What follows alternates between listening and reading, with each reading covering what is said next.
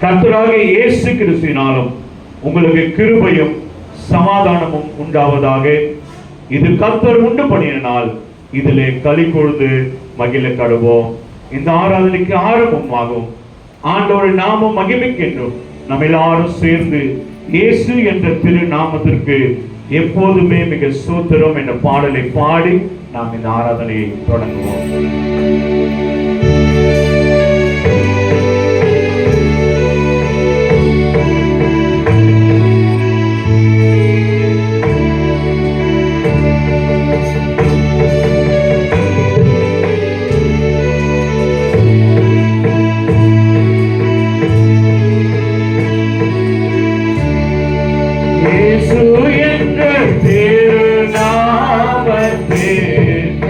எப்போதுமே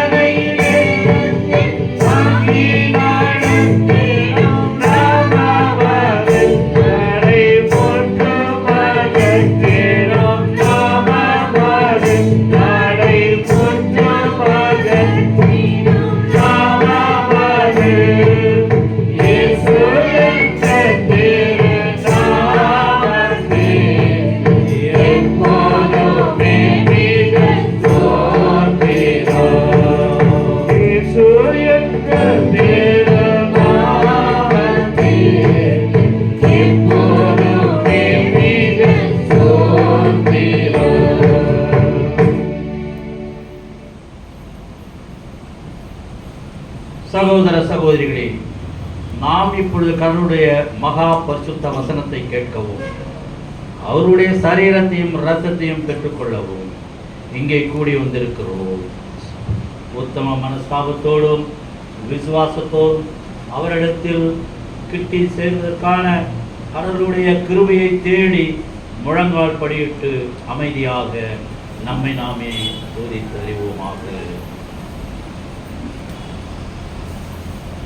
உங்கள் பாவங்களின் நிமித்தம் முழு இருதயத்தோடே உண்மையாய் மனஸ்தாபப்பட்டு பிறரிடத்தில் அன்பும் சிநேகமாயிருந்து இனி கடவுளுடைய கற்பனைகளை கைக்கொண்டு புதிதாக்கப்பட்டவர்களாய் அவருடைய பரிசுத்த மார்க்கத்தில் நடப்போம் என்று தீர்மானித்திருக்கிற நீங்கள் நமது ஆண்டவர் இயேசு கிறிஸ்துவின் மூலமாய் சர்வ வல்லமையுள்ள கடவுளோடு ஒப்புரவாகும்படி மறுபடியும் உங்கள் பாவங்களை மனத்தாழ்மையாய் அறிக்கையிடுங்கள். நாம் எல்லாரும் முழங்கால் படிட்டு ஆண்டவருடைய வார்த்தையை கேட்கவும் அவருடைய சரீரத்தை பெற்றுக்கொள்ளவும் அவருடைய இரத்தத்தை பெற்றுக்கொள்ளவும் நாம் இப்போ ஆயத்தப்பட போகிறோம். எல்லாரும் ஒரு நிமிடம் முழங்காலில் நின்று, ஆண்டவரே, நாங்கள் கடந்த நாட்களிலே செய்த பாவங்களை குற்றங்களை தயவாய் மன்னியும் என்று சொல்லி ஒரு நிமிடம் எல்லாரும் பாவங்களை நாம் அறிக்கை செய்வோம். ஒருவேளை யாருக்கு விரோதமான காரியங்கள் பேசியிருந்தால், கெட்ட வார்த்தைகள் நம்ம வாயில வந்திருந்தால், ஆண்டவருக்கு பிரியமில்லாத காரியத்தை செய்திருந்தால், பாவமான காரியங்களை செய்திருந்தால், ஆண்டவரே எங்களை மன்னிங்க. ஆண்டவரே, நம்முடைய ஆலயத்துக்கு நாங்கள் வந்திருக்கிறோம் சாமி, நம்முடைய வார்த்தைகளை கேட்க இருக்கிறோம். ஆண்டவரே, நம்முடைய சரீரத்தை ரத்தத்தை நாங்கள் பெற்றுக்கொள்ள இருக்கிறோம் சாமி. நீங்க எங்களை தயவாய் மன்னித்து எங்களை உச்ச தலைமுறை உள்ளங்கால் வரை எங்களை உங்களுடைய ரத்தத்தினாலே கழுவுங்க என்று சொல்லி ஒரு நிமிடம் எல்லாரும் ஆண்டவரிடத்திலே பாவ மன்னிப்பு கேட்போம். ஆண்டவரே, நன்றி ஆண்டவரே. இயேசுப்பா, நாங்கள் தெரிந்து தெரியாது செய்த பாவங்களை மன்னிங்க ஆண்டவரே. உங்களுடைய ஆலயத்துக்கு வந்திருக்கிறோம் சாமி, உங்களுடைய வார்த்தைகளை கேட்க போகிறோம் சாமி, உண்மை துதிக்க போகிறோம், பாட போகிறோம் சாமி. உங்களுடைய ரத்தத்தையும் உங்களுடைய சரீரத்தை நாங்கள் பெற்றுக்கொள்ள போகிறோம் சாமி. எங்களை பரிசுத்தப்படுத்துங்க. நீங்க பரிசுத்தமுள்ள தேவனாக இருக்கிறபடியா நாங்களும் பரிசுத்தமுள்ளவர்களாய் மாற உங்களுடைய கல்வாரத்தினால் எங்களை உச்சம் தலைமை உள்ள கழுவி என்னை பரிசுத்தப்படுத்துங்க சாமி. பாவரிக்கு பாடலாக 169வது கீர்த்தனை. தேவனே, நான் உமது அண்டையில் இன்னும் நெருங்கி சேர்வதே என் நாவல் பூமியில் பாடலை பாடி நாம் பாவரிக்கு ஏறெடுப்போம். தேவனே, நான் உமதண்டையில் இன்னும் நெருங்கி சேர்வதே நாவல் பூமியில் மாவரிய கோரமாக வன் சிலுவை மீதில் நான் மாவரிய கோரமாக வன் சிலுவை மீதில் நான் ஓவை தோங்க நீரினோ ஆவலாயோ மண்டை சேர்வே. தேவனே, நான் உமதண்டையில் இன்னோ நெருங்கி சேர்வதே ஆவல் பூமியில். யாக்கோபை போல் போகும்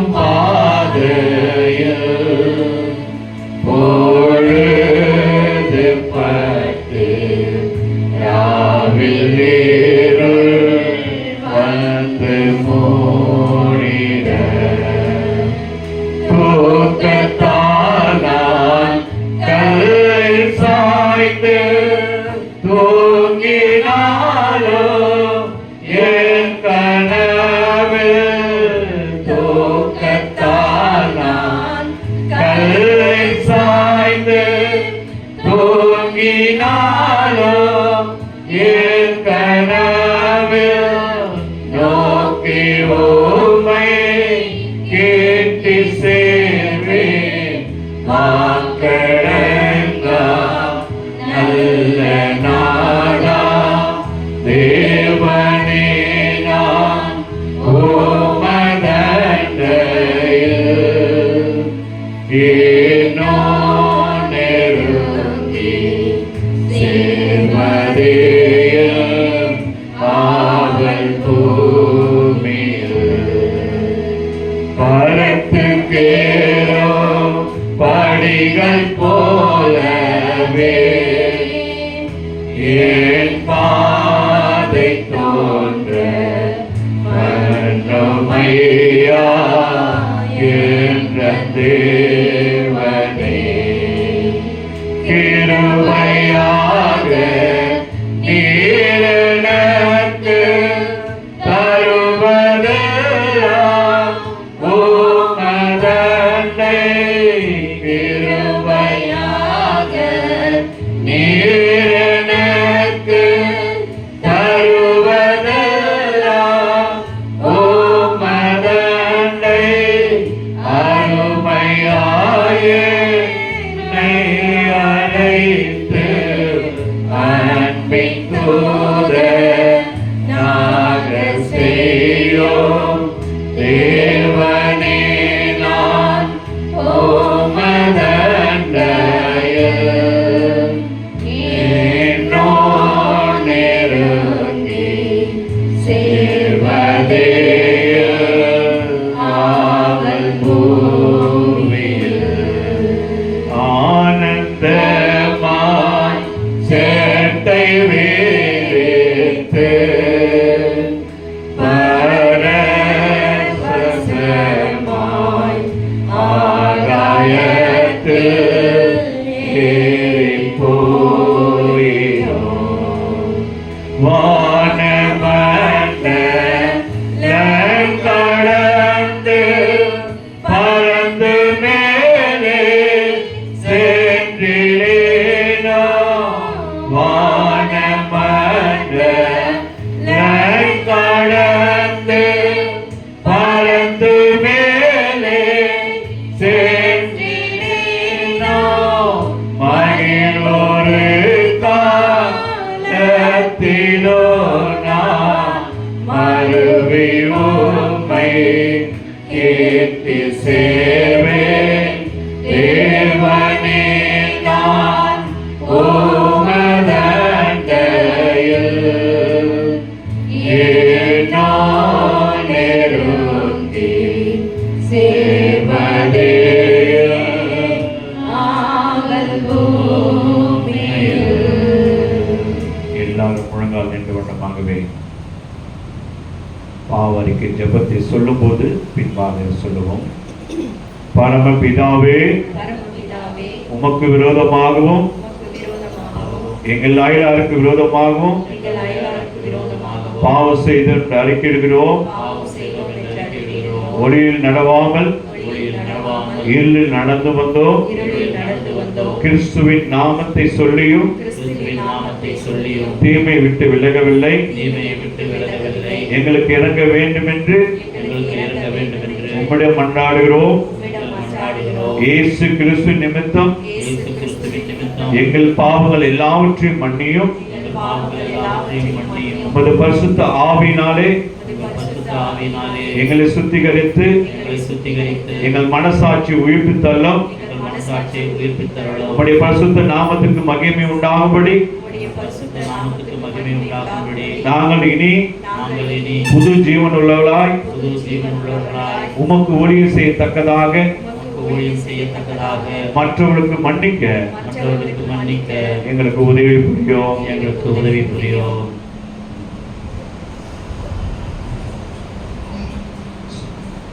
இயேசு கிறிஸ்துவின் மூலமாய் தம்மிடத்தில் உண்மையாய் மனம் திரும்புகிற யாவருக்கும் அருளப்படுகிற கிருபை நிறைந்த அருள்வாக்கை கேளுங்கள்.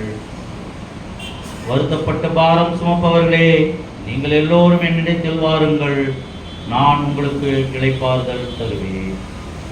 தேவன் தம்முடைய ஒரே பேரான குமாரனை விசுவாசிக்கிறவன் எவனோ அவன் கெட்டு போகாமல் நித்திய ஜீவனை அடையும்படிக்கு அவரை தந்தருளி இவ்வளவாய் உலகத்தில் அன்பு கூர்ந்தார். பாவிகளை ரட்சிக்க கிறிஸ்து இயேசு உலகத்தில் வந்தார் என்கின்ற வார்த்தை உண்மையும் எல்லா அங்கீகரிப்புக்கும் பாத்திரமானது. ஒருவன் பாவம் செய்வானானால் நீதிபரராயிருக்கிற இயேசு கிறிஸ்து நமக்காக பிதாவினிடத்தில் பரிந்து பேசுகிறவராயிருக்கிறார். நம்முடைய பாவங்களை நிவர்த்தி செய்கிற கிருபாதார பலி அவரே. ஜெபிப்போம்.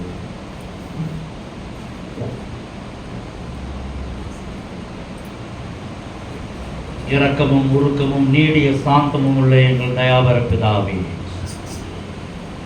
இந்த ஓய்வு நாளின் காலை வேளையிலே ஆண்டவரே, உமது சமூகத்திலே உமது பிள்ளைகளாகிய நாங்கள் ஒருமனப்பட்டவர்களாக ஒன்று கூடி உம்மை துதிக்க ஆராதிக்க மகிமைப்படுத்த நாங்கள் வந்திருக்கிறோம் சுவாமி. இந்த நாளுக்குரிய ஆசீர்வாதத்தை எதிர்நோக்கி நிற்கிறோம் சுவாமி. இந்த வாரம் முழுவதுமாக நாங்கள் செய்யத்தக்கவர்களை செய்யாமல் செய்யத்தகாதவர்களை செய்து வந்தாலும் ஆண்டவரே, நீர் எங்களுக்கு தயவாய் மன்னிப்பை தர வேண்டுகிறோம். இந்த நாளிலே ஆண்டவரே, எங்களை பரிசுத்தமாக்கி உமது சமூகத்துக்கு முன்பாக நாங்கள் நிற்கத்தக்க தகுதியை எங்களுக்கு தர நாங்கள் வேண்டுகிறோம் சுவாமி. இந்த நாளிலே ஆண்டவரே, இந்த வாரம் முழுவதுமாக உலக பிரகாரமாக எங்களுடைய வாழ்வின் ஆதாரத்துக்காக தேடி அலைந்து எல்லா காரியங்களிலும் உலகத்திலே நாங்கள் அலைந்து திரிந்தவர்களாக ஆண்டவரே, எங்களுடைய வாழ்க்கையை திருப்தியை அடைய முடியாமல் ஆண்டவரே, உமது சமூகத்துக்கு நாங்கள் வந்து நிற்கிறோம் சுவாமி. மெய் சமாதானத்தை தருகிற தேவன் நீ ஆண்டவரே. இந்த சமாதானத்தையே தேடி நாங்கள் வந்திருக்கிறோம் சுவாமி. உம்முடைய சமாதானத்தை நாங்கள் பெற்றுக்கொண்டவர்களாக உமது சமூகத்திலே நின்று மகிழ்ந்து களி கூர்ந்து ஆனந்த களிப்போடு உம்மை துதிக்க வந்திருக்கிறோம் சுவாமி. நல்லவரும் வல்லவரும் போதுமானவராக அசைவாடி எங்களுடைய வாழ்க்கையை சீர்படுத்தி செம்மையான வழியிலே நடத்தவும் ஆண்டவரே, உம்முடைய வார்த்தை எங்களுடைய கால்களுக்கு தீபமும் பாதைக்கு வெளிச்சமாய் இருக்கத்தக்கதாக நீர் திருப்பி செய்ய நாங்கள் வேண்டுகிறோம் சுவாமி. வந்திருக்கின்ற ஒவ்வொரு ஆத்துமாக்களுக்காகவும் நாங்கள் ஜெபிக்கிறோம் சுவாமி. வர தடைப்பட்ட மக்களை கொண்டு வந்து சேரும் சுவாமி. கர்த்தாவே, எந்த எண்ணங்களிலே ஆண்டவரே, எந்த நோக்கத்திற்காக ஆண்டவரே உம்மிடத்திலே வந்து வேண்டுதல் செய்கிறார்களோ அந்த வேண்டுதல்களை நீர் அறிந்து ஆண்டவரே அவர்களுடைய தேவைகளை பூர்த்தி செய்ய நாங்கள் கெஞ்சிட்டு மன்றாடுகிறோம் சுவாமி. கர்த்தாவே, எங்களுடைய புதிதான வாழ்க்கையை நாங்கள் தொடங்குகின்ற பிள்ளைகள் கூட எங்கள் மத்தியில் இருக்கிறார்கள் சுவாமி. அவர்களுடைய வாழ்க்கை பிரகாசமாக இருக்க அவர்கள் உம்மை நினைத்தவர்களாக உம்மை மத்தியில் வைத்து தங்களுடைய வாழ்க்கையை வளர்த்தை அவர்கள் பெருக்கிக் கொள்ள அவர்கள் தந்த சந்தர்ப்பத்தை நீர் ஆசீர்வதிக்க வேண்டுகிறோம் சுவாமி. ஆண்டவரே, இந்த இளம் பிள்ளைகள் ஆண்டவரே உம்மை எப்பொழுதுமே பற்றி கொண்டு ஆண்டவர் தான் எங்களை வழி நடத்துகிறார் என்ற விசுவாச நம்பிக்கையை அவர்களுக்கு கொடுத்து வேண்டுகிறோம் சுவாமி. அவர்களுக்கு வேண்டிய சன்னதியும் வம்சவர்த்தியும் நீர் ஆண்டவரை பெருக செய்ய நாங்கள் வேண்டுகிறோம் கர்த்தாவே. ஏற்ற வேளையிலே நேர்த்தியான கனிகளை நீர் கொடுக்க வேண்டுகிறோம் சுவாமி. பெரியவர்களுக்காக ஜெபிக்கிறோம். மூத்தவர்கள் ஆண்டவரே, தங்களுடைய இந்த காலங்களிலே இந்த சூழ்நிலையும் பாதிக்காதபடிக்கு அவர்களை பாதுகாக்க நாங்கள் வேண்டுகிறோம் சுவாமி. கர்த்தாவே, வாலிப பிள்ளைகள் தங்களுடைய வழிகளை விட்டு அழிந்து போகாதபடிக்கு உண்மையே நேர்கொண்ட பார்வையாக பார்த்து ஆண்டவரே தங்களுடைய வழிகளை ஆயத்தப்படுத்தி கொள்ள அந்த சந்தர்ப்பத்தை ஆண்டவரே அவர்களுக்கு பயன்படுத்த நீர் திரும்பி செய்வீராக. சிறு பிள்ளைகள் உம்முடைய ஞானத்திலே வளர வேண்டும் என்று நாங்கள் விரும்புகிறோம் சுவாமி. அதற்கு ஏற்ற விதமாய் ஆண்டவரே இந்த திருச்சபையிலே அவர்களை வழி நடத்த பெரியவர்களாகிய எங்களுக்கு வேண்டிய ஞானத்தை தர நாங்கள் வேண்டுகிறோம் சுவாமி. ஆண்டவரே, ஒருவரும் கெட்டு போகாதபடிக்கு நித்திய ஜீவனை அடைய வேண்டும் என்பதே உமது சித்தம் என்பதை அறிகிறோம். அப்படிப்பட்டமாக இந்த திருச்சபையில் வந்த பிள்ளைகள் எல்லோருமாக ரட்சிக்கப்பட்டவர்களாக மனம் திரும்பியவர்களாக சந்தோஷம் சமாதானமாக இருக்க நீர் துணை செய்ய வேண்டும். எங்களை முற்றிலுமாக நாங்கள் தாழ்த்துகிறோம் சுவாமி. இந்த திருச்சபையை நடத்துவதற்கு வேண்டிய ஞானத்தை எங்களுக்கு தந்துள்ள வேண்டுகிறோம் சுவாமி. இந்த திருச்சபைக்கு எதிராக வாய்க்கின்ற பட்டயங்கள் எல்லாம் விருத்தாவாக போக நாங்கள் வேண்டுகிறோம் சுவாமி. சிறு தனி மனிதன் ஒரு மனிதன் ஆண்டவரே உமது திருச்சபையை கெடுத்து போடாதபடிக்கு ஆண்டவரே இந்த திருச்சபையினுடைய வளர்ச்சியில் பொறாமையும் மண்கண்ணும் இருக்கின்ற மக்களுக்காக ஜெபிக்கிறோம். அவர்களை ஆண்டவரை நீர் ஆசீர்வதித்து அவர்களுடைய மனமாற்றத்தை தர நாங்கள் வேண்டுகிறோம் சுவாமி. ஆண்டவரே, சீக்கிரமாக புதிய திருச்சபையிலே ஆண்டவரே நாங்கள் உண்மை துதிக்க ஆராதிக்க கிருபை செய்ய நாங்கள் வேண்டுகிறோம் சுவாமி. எல்லோரும் ஒன்று கூடி ஒற்றுமையாக ஆண்டவரே உமது நாமத்தை ஒற்றுமைப்படுத்த நாங்கள் விடுகிறோம். யாரும் எங்களுக்கு விரோதி அல்ல ஆண்டவரே. உம்முடைய பாதையில எல்லோரும் ஒருமையாக ஒன்றானவர்களாக நாங்கள் காணப்படுகிறோம். எல்லாம் இந்த நேரத்திலே ஆண்டவரே எங்களுடைய இயக்கங்கள் பரிதமங்கள் எல்லாவற்றுமாக உம்மிடத்தில் ஏற்படுத்துகிறோம். குற்றங்கள் குறைகள் எல்லாவற்றுமாக மன்னிக்க வேண்டுகிறோம். துதி கன மகிமை அனைத்து உமக்கே செலுத்துகிறோம். மீட்பர் இயேசுவின் மூலமாக கேட்கிறோம் எங்கள் ஜீவனுள்ள நல்ல பிதாவே. ஆமென். ஆமென். ஆமென். நாம் எல்லாரும் எழுந்து நிற்போம். 4 வேத பகுதிகளை நாம் வாசிக்க கேட்க போகிறோம். யாத்திராகமம் 3ஆம் அதிகாரம், 2 தீமோத்தேயு 2ஆம் அதிகாரம், சங்கீதம் 111, சுவிசேஷ பாடமாக யோவான் 12ஆம் அதிகாரம். அதற்கு முன்பாக வேத புத்தகத்தை நாம் எல்லாரும் உயர்த்தி ஆண்டவருடைய நாமத்தை மகிமைப்படுத்தலாம். வேத புஸ்தகமே, வேத புஸ்தகமே, வேத புஸ்தகமே, விலை பெற்ற செல்வம் நீயே. வேத புஸ்தகமே, விலை பெற்ற செல்வம் நீயே. என்னை எனக்கு காட்டி என் நிலைமையை மாற்றி, என்னை எனக்கு காட்டி என் நிலைமையை மாற்றி, பொன்னுலகத்தை காட்டி போகும் வழி சொல்வாயே. பொன்னுலகத்தை காட்டி போகும் வழி சொல்வாயே. வேத புஸ்தகமே, வேத புஸ்தகமே, வேத புஸ்தகமே, விலை பெற்ற செல்வம் நீயே. வேத புஸ்தகமே, விலை பெற்ற செல்வம் நீயே. முதலாவது வேத பாடம் யாத்திராகமம் 3ஆம் அதிகாரம். வாசிக்கிறவர்கள் பக்கத்தை சொல்லும்படி. முதலாம் வேத பாடமாக யாத்திராகமம் 3ஆம் அதிகாரம் வசனங்கள் 1 துவங்கி 12 முடிய. யாத்திராகமம் 3ஆம் அதிகாரம் வசனங்கள் 1 துவங்கி 12 முடிய. பக்கம் 71. மோசே மீதியான் தேசத்து ஆசாரியனாயிருந்த தன் மாமனாகிய எத்திரோனிய ஆடுகளை மேய்த்து வந்தான். அவன் ஆடுகளை வனாந்திரத்தின் பின்புறத்திலே ஓட்டி தேவ பர்வதமாகிய ஓரேப் மட்டும் வந்தான். அங்கே கர்த்தருடைய தூதனானவர் ஒரு முட்செடியின் நடுவில் இருந்து உண்டான அக்கினி ஜுவாலையிலே நின்று அவனுக்கு தரிசனமானார். அப்பொழுது அவன் உற்று பார்த்தான். முட்செடி அக்கினியினால் ஜுவாலித்து எரிந்தும் அது வெந்து போகாமல் இருந்தது. அப்பொழுது மோசே, இந்த முட்செடி வெந்து போகாதிருக்கிறது என்ன? நான் கிட்ட போய் இந்த அற்புத காட்சியை பார்ப்பேன் என்றான். அவனை பார்க்கும்படி கிட்ட வருகிறதை கர்த்தர் கண்டார். முட்செடியின் நடுவில் இருந்து தேவன் அவனை நோக்கி, மோசே மோசே என்று கூப்பிட்டார். அவன், இதோ அடியேன் என்றான்.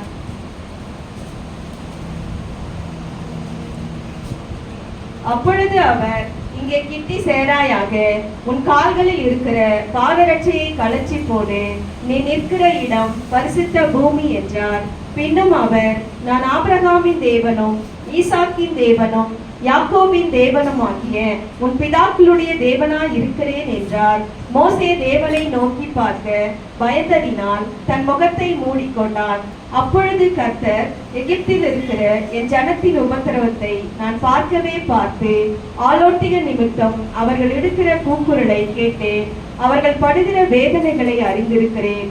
அவர்கள் எகிப்தியரின் கைக்கு விடுதலையாக்கவும் அவர்களை அந்த தேசத்திலிருந்து நீக்கி கானானியரும் ஏத்தியரும் எமோரியரும் பெர்ஷியரும் ஏவியரும் எபூசியரும் இருக்கிற இடமாகிய பாலும் தேனும் ஓடுகிற நலமும் விசாலமுமான தேசத்தில் கொண்டு போய் சேர்க்கவும் இறங்கினேன். இப்பொழுதும் இஸ்ரவேல் புத்திரரின் கூக்குரல் என் சந்ததியில் வந்து எட்டினது.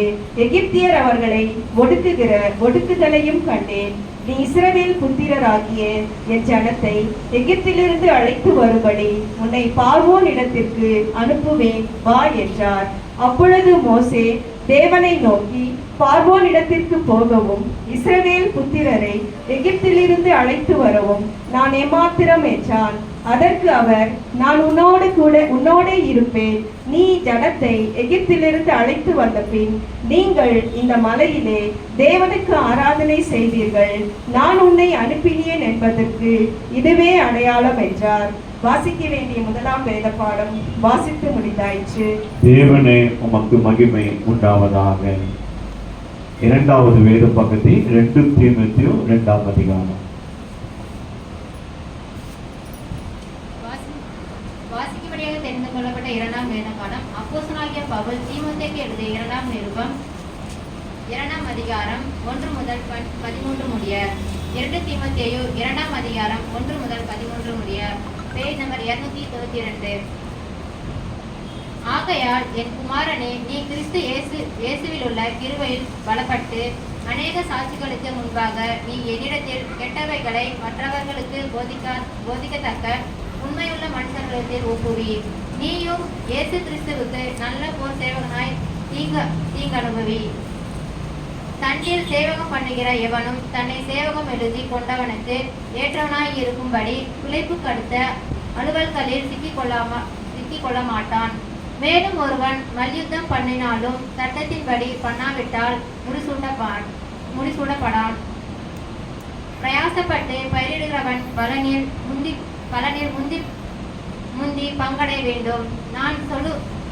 நான் சொல்கிறவைகளை சிந்தித்துக்கொள். கர்த்தர் எல்லா காரியங்களிலும் உனக்கு புத்தியை தந்தருவார். தாவீதின் சந்நிதியில் பிறந்த இயேசு கிறிஸ்து என் சுவிசேஷத்தின்படியே மரித்தோரில் எழுப்பப்பட்டவர் என்று நினைத்துக்கொள். இந்த சுவிசேஷத்தின் நிமித்தம் நான் பாதகன் போல கட்டப்பட்டு துன்பத்தை அனுபவிக்கிறேன். தேவ வசனமோ கட்டப்பட்டிருக்கவில்லை. ஆகையால் தெரிந்து கொள்ளப்பட்டவர்கள் கிறிஸ்து இயேசுவினால் உண்டான ரட்சிப்பை நித்திய மகிமையோடு பெற்றுக்கொள்ளும்படி சகலத்தையும் அவர்கள் நித்தமாக சகிக்கிறேன். இந்த வார்த்தைகளை உண்மை உள்ளது என்னவெனில், நான் அவரோட கூட மரித்தோமானால் அவரோட கூட பிழைத்திருப்போம். அவரோட கூட பாடுகளை சந்தித்தோமானால் அவரோட கூட ஆளுகையும் செய்வோம். நாம் அவரை மறுதலித்தால் அவரும் நம்மை மறுதலிப்பார். நாம் உண்மையில்லாதவர்களாய் இருந்ததாலும் அவர் உண்மையுள்ளவராய் இருக்கிறார். அவர் தம்மை தாம் மறுதலிக்க மாட்டார். வாசிக்கொண்டே கொடுக்கப்பட்ட 2ஆம் வேத பாடம் வாசித்து. தேவனே உமக்கு மகிமை உண்டாவதாக. சங்கீதம் 111 வசனங்கள் 1 முதல் 10 வரை மாறி மாறி வாசிப்போம்.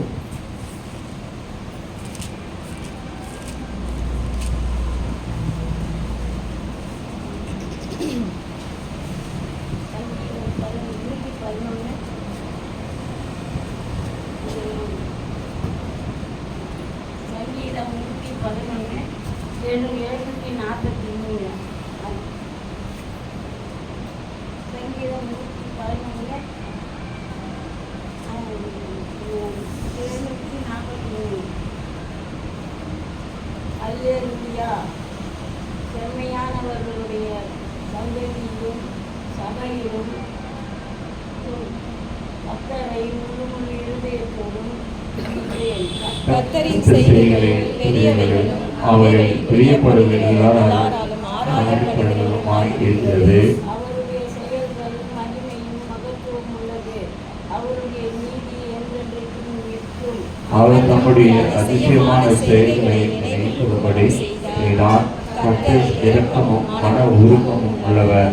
தமக்கு பயந்தவர்களுக்கு ஆகாரம் கொடுத்தார். தமது உடன்படிக்கையை என்றென்றைக்கும் நினைப்பார். ஜாதிகளின் சுதந்திரத்தை தமது ஜனங்களுக்கு கொடுத்தினார். நமது கிரியைகளின் பலத்தை அவர்களுக்கு தெரியப்படுத்தினார். அவருடைய கரத்தின் கிரியைகள் சத்தியமும் நியாயமுமானவைகள். அவருடைய கட்டளைகள் எல்லாம் உண்மையானவைகள். அவைகள் என்னென்றைக்கும் உள்ள சதா காலங்களுக்கும் உறுதியானவைகள். அவைகள் உண்மையும் செம்மையுமாய் செய்யப்பட்டவைகள்.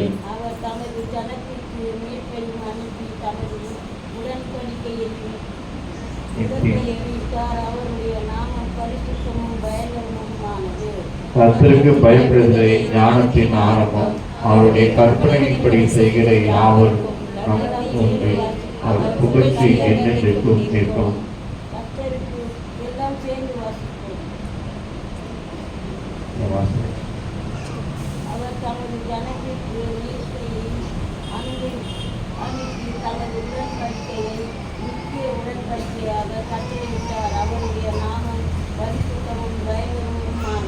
எல்லாரும் சேர்ந்து வாசிப்போம். கர்த்தருக்கு பயப்படுதலே ஞானத்தின் ஆரம்பம், அவருடைய கற்பனையின்படி செய்கிற யாவரும் உண்டு, அவருடைய புகழ்ச்சி என்னென்னைக்கும் நிற்கும். வாசிக்க வேண்டிய சங்கீத புஸ்தகம் வாசித்து முடிந்தாயிற்று. பிதாவுக்கும் குமாரனுக்கும் பரிசுத்த ஆவிக்கும் மகிமை உண்டாவதாக. ஆதியிலும் இப்பொழுதும் எப்பொழுதும் சதா காலங்களிலும் மகிமை உண்டாவதாக. ஆமென். சுவிசேஷ பாடமாக யோவான் 12ஆம் அதிகாரம்.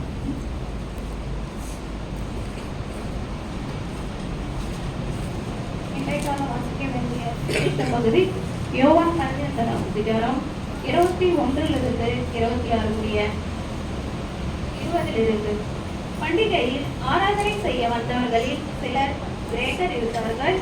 அவர்கள் பக்கம் 146. 20ஆம் அதிகாரம். பண்டிகையில் ஆராதனை செய்ய வந்தவர்களில் சிலர் கிரேக்கர்கள் இருந்தார்கள். அவர்கள் கலிலேய நாட்டு பெத்சாயிதா ஊரானாகிய பிலிப்புவினிடத்தில் வந்து, ஐயா, இயேசுவை காண விரும்புகிறோம் என்று அவனை கேட்டுக்கொண்டார்கள். பிலிப்பு வந்து அதை அந்திரேயாவுக்கு அறிவித்தான். பின்பு அந்திரேயாவும் பிலிப்புவும் அதை இயேசுவுக்கு அறிவித்தார்கள். அப்பொழுது இயேசு அவர்களை நோக்கி, மனுஷகுமாரன் மகிமைப்படும்படியான வேலை வந்தது. மெய்யாகவே மெய்யாகவே நான் உங்களுக்கு சொல்லுகிறேன், கோதுமை மணியானது நிலத்தில் விழுந்து சாகாவிட்டால் கனித்திருக்கும், சத்தனே ஆகில் மிகுந்த பலன் கொடுக்கும். தன் ஜீவனை சிநேகிக்கிறவன் அதை இழந்து போவான். அதை உலகத்தில் தன் ஜீவனை வெறுக்கிறவனோ அதை நித்திய ஜீவகாலமாய் காத்துக் கொள்வான். ஒருவர் எனக்கு ஊழியம் செய்கிறவனானால் என்னை பின்பற்ற கடவன். நான் எங்கே இருக்கிறோனோ அங்கே என் ஊழியக்காரனும் இருப்பான். ஒருவன் எனக்கு ஊழியம் செய்தால் அவனை பிதாவானவர் கணம் பண்ணுவார் என்றார் என்பது. கிறிஸ்துவே உமக்கு மகிமை உண்டாவதாக. நாம் நின்ற வண்ணமாகவே ஒரு பாடலை பாடி ஆண்டவருடைய நாமத்தை மகிமைப்படுத்தி ஆண்டவருடைய வார்த்தைக்குள்ளாய் நாம் கடந்து செல்வோம். எல்லாரும் ஆண்டவரை நோக்கி பார்த்து ஆண்டவருடைய நாமத்தை மகிமைப்படுத்தி அவரை பாடி அவரை துதித்து அவர் நாமத்தை மகிமைப்படுத்தும் பொழுது அவருடைய பிரசனத்தினாலே ஆண்டவர் நம்ம ஆலயத்தை நிரப்ப போகிறார். இங்க வருகிற வந்திருக்கிற ஒவ்வொருவரையும் அந்நிய பாஷையினால் நிரப்பும்படியாய் அவருடைய பிரசனத்தை உணர்ந்தவர்களாய் அவருடைய மகிமையை கண்டவர்களாய் நாம் மகிழ்ச்சியோடு ஆராதனை முடிவில்லை, எல்லாரும் மகிழ்ச்சியோடு நாம் கடந்து செல்ல போகிறோம். ஒரு நிமிடம் எல்லாரும் ஆண்டவரை துதிப்போம். சோதரிக்கிறோம் சோதரிக்கிறோம் சோதரிக்கிறோம்.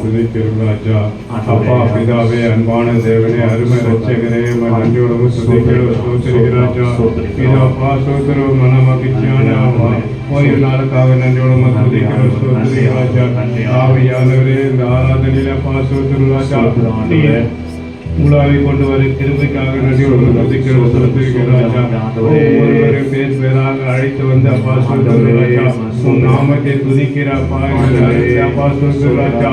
ஆவியானவரே, ஒவ்வொருவரையும் அப்பா சோதரிராஜா அளவிலாத இரட்டிப்பான அப்பா சோதரம் ஆஸ்தவத்தில் வழிநடத்துவதுமா ஜெபிக்கிறாரா சோதரிக்கிறோம். இரட்டிப்பான அபிஷேகத்தில் வழிநடத்துவதுமா ஜெபிக்கிற சோதரிக்கிறாரா. ஒவ்வொருவரையும் அப்பா சோதரம் பெருமையாக வந்து பெருமையாக போவதற்கு அப்பா சோதரிராஜா உன்னுடைய அபிஷேகம் வல்லமை பெற்றுக்கொண்ட அப்பா சோதரிராஜா. உண்மைக்கே ஆராதனை சொல்ல அப்பா சோதரம் அப்பா சோதரம் கடந்த வருடம் முழுவதும் காத்து அந்த வருடத்தை புதுப்பிக்கு தந்திரே அந்த பாசோத்திரம் வருடம் முழுவதும் ஆவியான ஒவ்வொருவரையும் பாசோத்திராஜா அவர்களுடைய பாசோத்திரம் இடை கட்டிய பாசோத்திராஜா ஆபத்து நேரத்திலும் கூட பாசோத்திராஜா துணையாக வழிநடத்தின கிருபைக்காக நன்றி சோதரிக்கிறோம். ஆவியானவரே, உமக்கு நன்றி செலுத்துகிற ஓடி ஓடி வந்து மக்களை பாசோத்திரம் கண்ணோக்கி பார்க்க வேண்டுமா ஜெபிக்கிற சோதரிக்கிறாஜா. உண்மைக்கே நன்றி செலுத்துகிறோம். இயேசு நாமத்தில் வேண்டியவராவே ஆத்துமாவே நன்றி சொல்லு ஒரு உள்ளத்தோடு. ஆத்துமாவே நன்றி சொல்லு ஒரு உள்ளத்தோடு.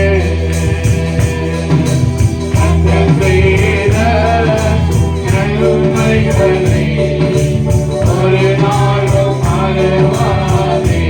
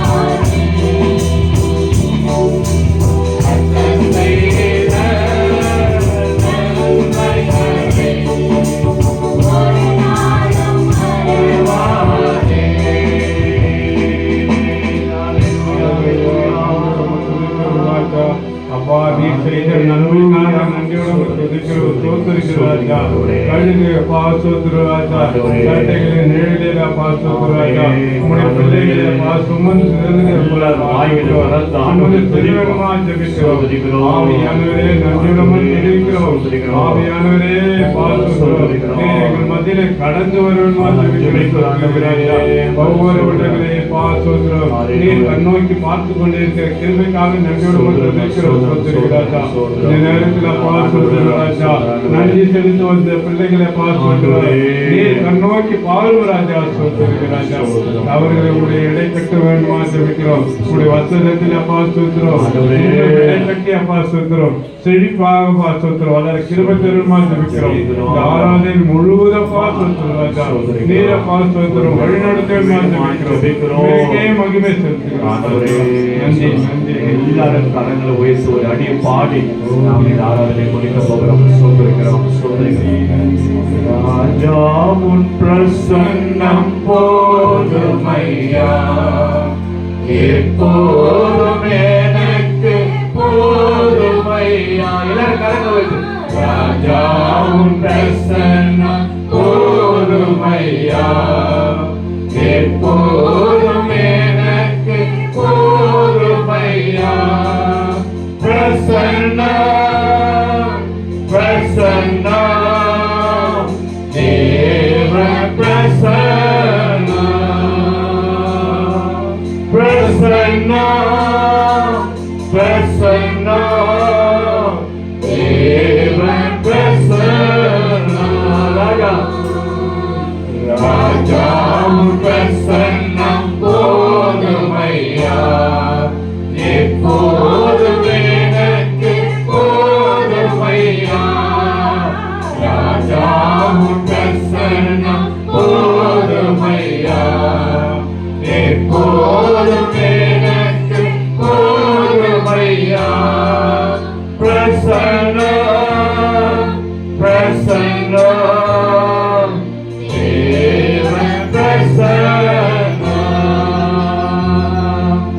Prasanna, Prasanna, Deva Prasanna.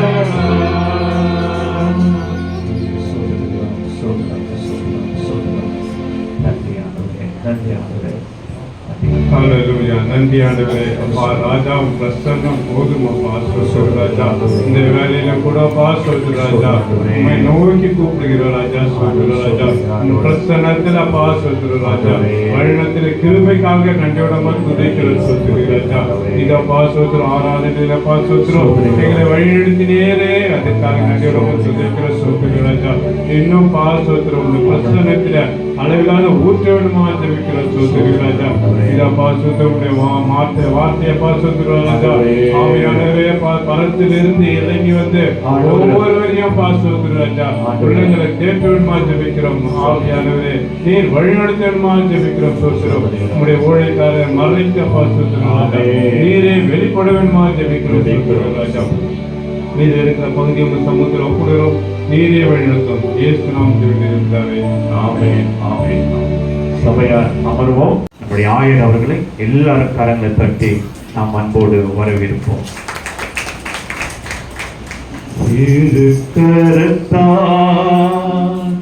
தாங்கி என்னை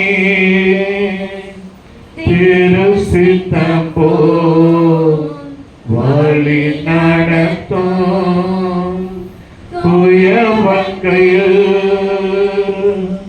களிமண்ணா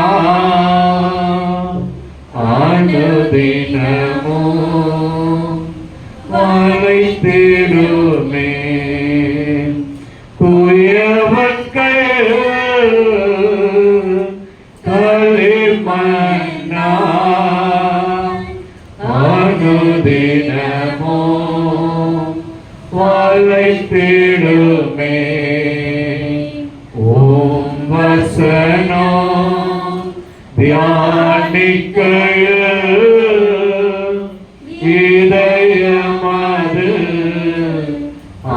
ஆறுதலே.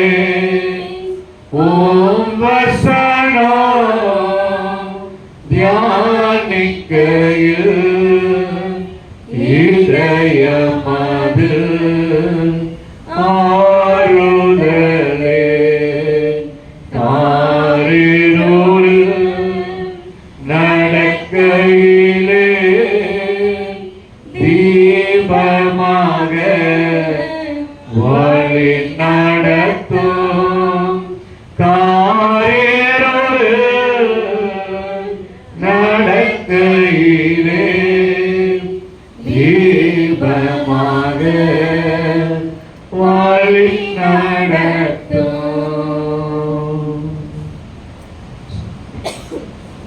தேவனுடைய நாமத்துக்கு ஸ்தோத்திரம் உண்டாவதாக. நாம் கண்களை மூடி ஆண்டவரை நோக்கி பார்ப்போம்.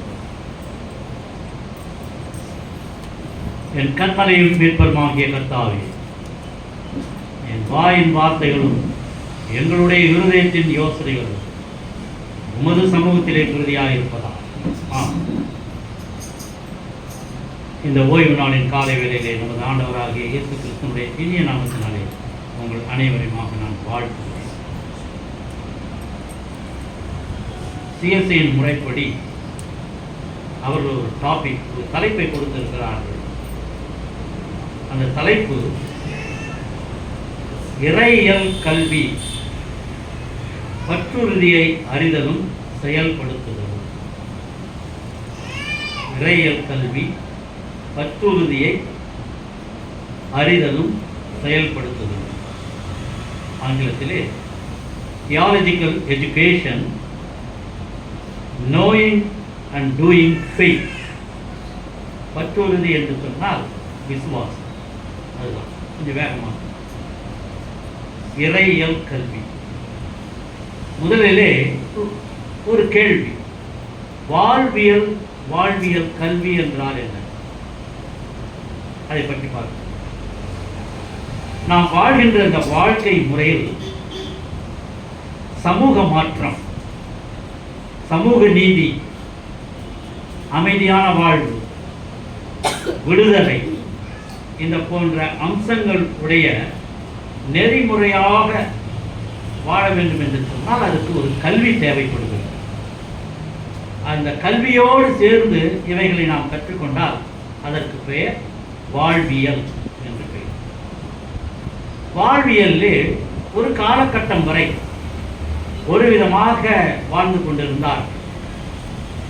இப்பொழுது புதிய வாழ்க்கை முறை ஒன்றை கற்றுக்கொண்டிருக்கிறார். என்னவென்றால், கற்பி, புரட்சி செய், ஒன்று செய். இப்பொழுது அந்த 3 நோக்கங்களோடு வாழ்க்கை முறையை மாற்றி அமைத்துக் கொண்டிருக்கிறார். கற்பி, புரட்சி செய், அடுத்தது ஒன்று சேர். ஏனென்று கேட்டால், அடிமை வாழ்க்கையிலிருந்து நாம் மீண்டு ஒரு சுதந்திர விடுதலை வாழ்க்கை வாழ்வதற்காக இந்த புதிய கொள்கை முறையை கையாளுகிறார். நீ மற்றவர்கள் கற்றுக்கொண்டே இருக்காரு. கற்றல் என்று சொன்னால் வாழ்க்கை முழுவதுமாக கற்க வேண்டும். ஆங்கிலத்தில் சொல்ல வேண்டும் என்றால் womb to tomb என்று சொல்வார்கள். கருவறையிலிருந்து கல்லறை வரை கற்றுக்கொண்டுதான் இருக்க வேண்டும். எதையாவது எல்லாம் தெரிந்தது, எல்லாம் எனக்கு தெரியும் என்று சொல்ல முடியாது. ஔவையார் கூட கற்றது கைமண் அளவு, கல்லாதது உலகளவு. உலக பிரகாரமாக இருக்கிறவர்களே இப்படி சொல்லுகிறார். கிறிஸ்தவர்கள் நாம் நிறைய கற்றுக்கொள்ள வேண்டும், அது விசுவாசத்தின் அடிப்படையில். மற்றொரு கேள்வி வருகிறது. என்ன கேள்வி என்று சொன்னால், இறையியல் என்றால் என்ன, இறையியல் கல்வி என்பது என்ன என்று கேள்வி. இறை என்று சொன்னால் கடவுள், இயல் என்று சொன்னால் முறை. கடவுளை படிக்கின்ற ஒரு முறை, கடவுளை படித்துக் கொள்ள வேண்டும். அதாவது இறை நம்பிக்கையோடு நாம் கொண்டுள்ள விசுவாசம் எதின் அடிப்படையிலே கட்டப்பட்டுள்ளது. நம்மிடத்தில் இருக்கின்ற விசுவாசம் எதின் அடிப்படையிலே கட்டப்பட்டுள்ளது. நாம் வழிபடும் கடவுள் யார், நம்முடைய தேவன் யார், நம்முடைய கடவுள் யார்? ஒரு கேள்வி. அவரை அறிந்து கொள்ள வேண்டும் என்று நாம் விரும்புகிறோம். கடவுளை படிக்கலாமா? கடவுளை படிக்க முடியுமா? கடவுளை பற்றி என்ன தெரிந்து கொண்டிருக்கிறார்? இதுதானே கேள்வி. நாம் கடவுளை பற்றி அறிந்து கொள்ள முற்படுகிறோம். ஆனால் நாம் கடவுளை முழுவதுமாக அறிந்து கொள்ள முடியவில்லை. ஆனால் கடவுள் நம்மை அறிந்திருக்கிறார், நம்மை படைத்திருக்கிறார், அவர் நம்மை படித்திருக்கிறார். ஆனால் திருமறை என்று சொல்லுகிறோம், வேதாகமம். வேதாகமத்திலே ஆதி ஆகமத்திலிருந்து வெளிப்படுத்துதல் வரை கடவுள் தன்னைத்தான் வெளிப்படுத்திக் கொண்டிருக்கிறார். முதல் கேள்வியே, சரி நீ போன்னு சொல்றிய, நான் போறேன், உன்னுடைய நாமம் என்ன என்று கேட்டால் நான் என்ன சொல்லுவேன்? அப்பதான் கடவுள் முதல்ல தன்னை அறிமுகப்படுத்துகிறார். இருக்கிறவராகவே, இது என்னுடைய நாமம். நீ கடவுளை படிப்பதற்கு கேள்வி கேட்கிறார், ஆனால் அவர் தன்னை வெளிப்படுத்துகிறார். எப்படி? நான் இருக்கிறவராகவே இருக்கிறேன், சேனைகளின் கர்த்தர். நிறைய அவருடைய நாமத்தை பற்றி பேச வேண்டும் என்றால் பேசலாம். ஆனால் கடவுள் தன்னை வெளிப்படுத்துகிறார், தான் யார் என்று சாட்சி கூறுகிறார். உன்னுடைய வாழ்க்கையிலே அவர் அசைவாடி கொண்டிருக்கிறார் என்பதை இந்த முழு புத்தகத்தையும் அவர் கிடைக்கின்றது. அதுதான் நாம் தெரிந்து கொள்ள வேண்டும். அப்போ என்ன மாற்றத்துக்காக நீ அவரை துதிக்க வேண்டும், நீ அவரை மகிமைப்படுத்த வேண்டும், நீ அவரை யார் என்று தெரிந்து கொண்டு உன்னுடைய சமாதானத்தை தேவை அறிந்து கொண்டிருக்கிறார். அப்போ தன்னை யார் என்று அவர் சொல்லும் பொழுது அதற்கு ஒன்று தேவைப்படுகிறது. உன்னிடத்திலே ஒன்றை அவர் எதிர்பார்க்கிறார். நான் யார் என்று நீ அறிந்து கொள்ள வேண்டும் என்றால் உன்னிடத்திலே ஒரு விசுவாசம் தேவை. நீ என்னை விசுவாசித்தால் தான் நான் யார் என்று உனக்கு விளங்கும். நான் கடவுள் அப்படி என்று நீ விசுவாசிக்க வேண்டும். The supreme power, உனக்கு இல்லாத, உன்னை படைத்த ஒரு இறைவன் இருக்கிறார், அது நான் தான். கடவுள் ஒருவரே, அது நான் தான். வளர்க்கிறார். உன்னுடைய வாழ்க்கை முறைக்காக ஒன்றை கொடுக்கிறார், 10 கட்டளைகளை கொடுக்கிறார். நீ இப்படித்தான் வாழ வேண்டும் என்று நெறிமுறைப்படுத்துகிறார். அது வாழ்வியல். நான் யார் என்று கடவுள் சொல்லுகிறார், அது இறையியல். வித்தியாசம் பார்க்க வேண்டும். நீ யார் என்று சொன்னால் அது வாழ்வியல், நான் யார் என்று சொன்னால் அது இறையியல். இந்த கல்வி வேண்டும் என்று நாம் பார்க்கிறோம். ஆனால் ஒரு இடத்துல சொல்கிறோம், யாருக்கு இந்த இறையியல் தேவை? போய் 4 வருஷம் போய் தியாலஜி படிச்சுட்டு வந்தாதான் அவன் இறையல் படித்திருக்கிறான் சொல்லக்கூடாது. ஒரு குறிப்பிட்ட சமுதாயத்துக்கோ அல்லது ஒரு குறிப்பிட்ட மனிதர்களுக்கோ அந்த இறையல் கிடையாது. பின் யாருக்கு அந்த இறையல் என்று சொன்னால் எபேசியர் 4ஆம் அதிகாரம் 11ஆம் வசனத்தை வாசிப்போம்.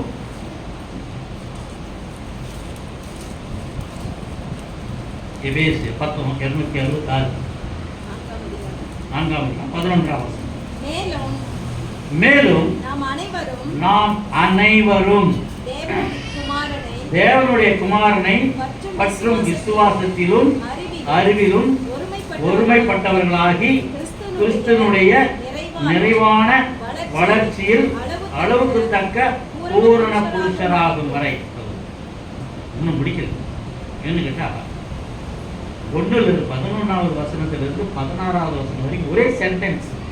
அது படிச்சு பார்த்தீங்கன்னா கமா தான் போடுது.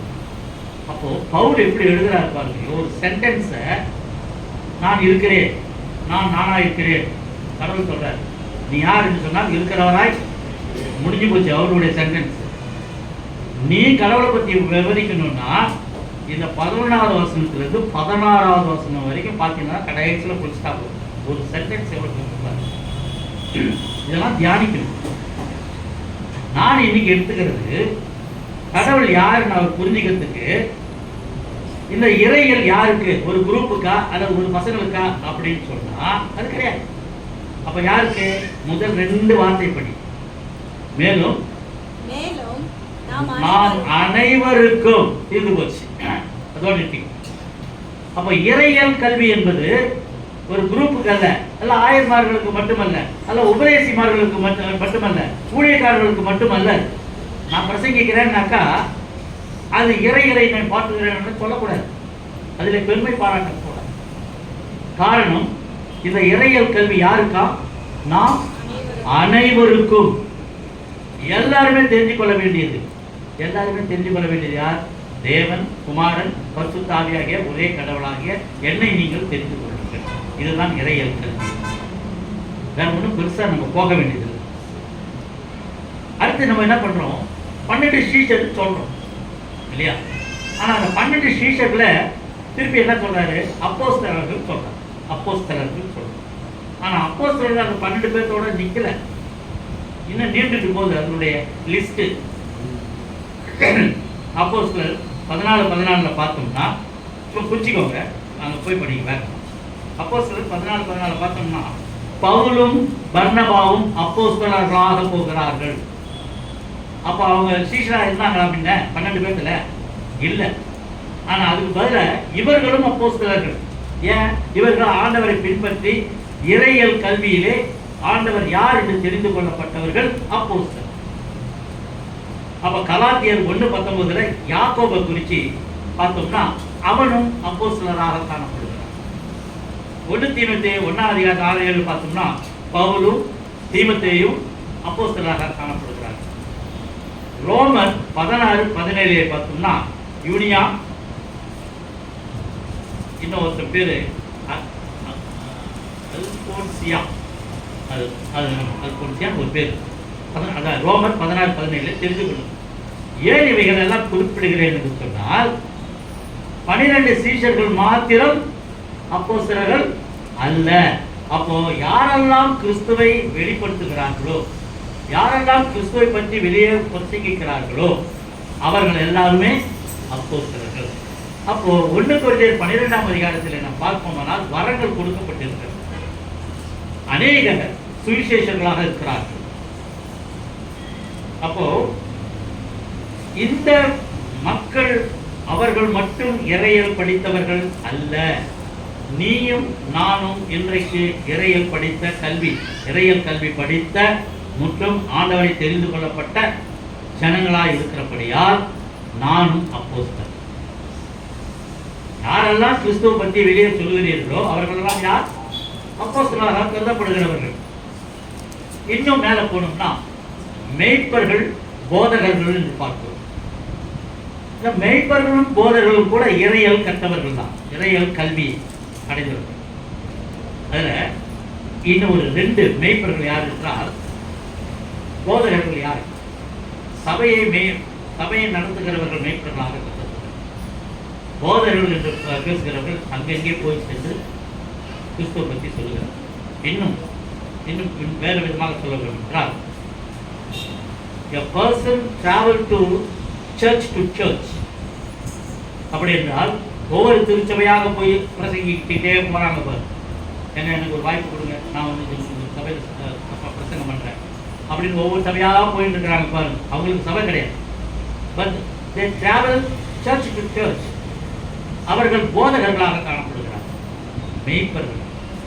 அவன் ஒரு திருச்சபையிலே தனக்கென்று ஆடுகளை ஏற்படுத்தி கொண்டு அந்த ஆடுகளை தேவையான முறையிலே கல்வி தந்து, கடவுளை பற்றி இறையியல் கல்வி கற்றுக் கொடுத்து, வாழ்க்கை முறையை சீர்படுத்தி, சிறு பிள்ளைகள் முதல் பெரியவர்கள் வரை அதற்கு ஏற்றாற்போல் கவுன்சிலிங் கொடுத்து ஒரு திருச்சபையை கட்டுக்கோப்பாக வைத்து வழி நடத்துபவன் அல்மை. இப்போ நாம் ஒரு திருச்சபையில கட்டுப்பட்டு இருக்கிறோம். அப்பொழுது பெரியவர்கள் என்ன செய்கிறார்கள்? சிறு பிள்ளைகளுக்கு சண்டே ஸ்கூல் எடுக்கிறார்கள், ஆண்டவரை பற்றி சொல்லுகிறார்கள். அவர்கள் பெரியவர்களான போது யூத் மீட்டிங் நடத்தும், பிறகு விமன்ஸ் கிளப், அப்புறம் மூத்தவர்கள். இவர்களெல்லாம் ஒரு கட்டுக்கோப்புக்குள்ளே இருந்து, ஒரு கட்டுப்பாடோடு இருந்து, கடவுளை பற்றியே பேசிக்கொண்டு, அங்கு தங்களுடைய வாழ்வை, அவர்களுடைய வாழ்க்கை முறையை ஒரு சமூக நீதியோடு, ஒரு சமூக அந்தஸ்தோடு, அன்போடு விடுதலை பெற்றவர்களாக, அடிமைத்தனத்திலிருந்து விடுதலை பெற்றவர்களாக அவர்கள் வாழ்கிறார்கள் என்று சொன்னால், சுய கௌரவத்தோடு வாழ்கிறார்கள் என்று சொன்னால் அது திருச்சபை. அப்படி என்றால் இந்த திருச்சபையிலே உங்களுக்கு சுதந்திரம் உண்டு. வாழ்வதற்கு, வசனம் வாசிப்பதற்கு, பிரசங்கிப்பதற்கு, கற்றுக் கொடுப்பதற்கு எல்லாவற்றுக்கும் சுதந்திரம் உண்டு. இங்கு அமைதி உண்டு. உங்களுக்குள்ளே கருத்து வேறுபாடுகள் இருக்குமானால் அந்த கருத்து வேறுபாடுகளை கொலோசியர் 3:13 அதில் என்ன சொல்லணும்? உங்களுக்குள்ளே ஒரு குறை உண்டானால் கிறிஸ்து இயேசு நிமித்தம் அந்த குறைபாடுகளை எப்படி மன்னிக்கணுமா? அப்படியே மன்னிச்சு விட்டுடணும், பேசி தீர்த்துக்கணும். வஞ்சம் இருக்கக்கூடாது, வன்மம் இருக்கக்கூடாது, பொறாமை இருக்கக்கூடாது. ஏனென்று கேட்டால் அன்பிலே கட்டுப்பட்டவர்கள் நாம். அன்பு சகலத்தையும் தாங்கும், அன்பு சகலத்தையும் சகிக்கும், அன்பு யாரையும்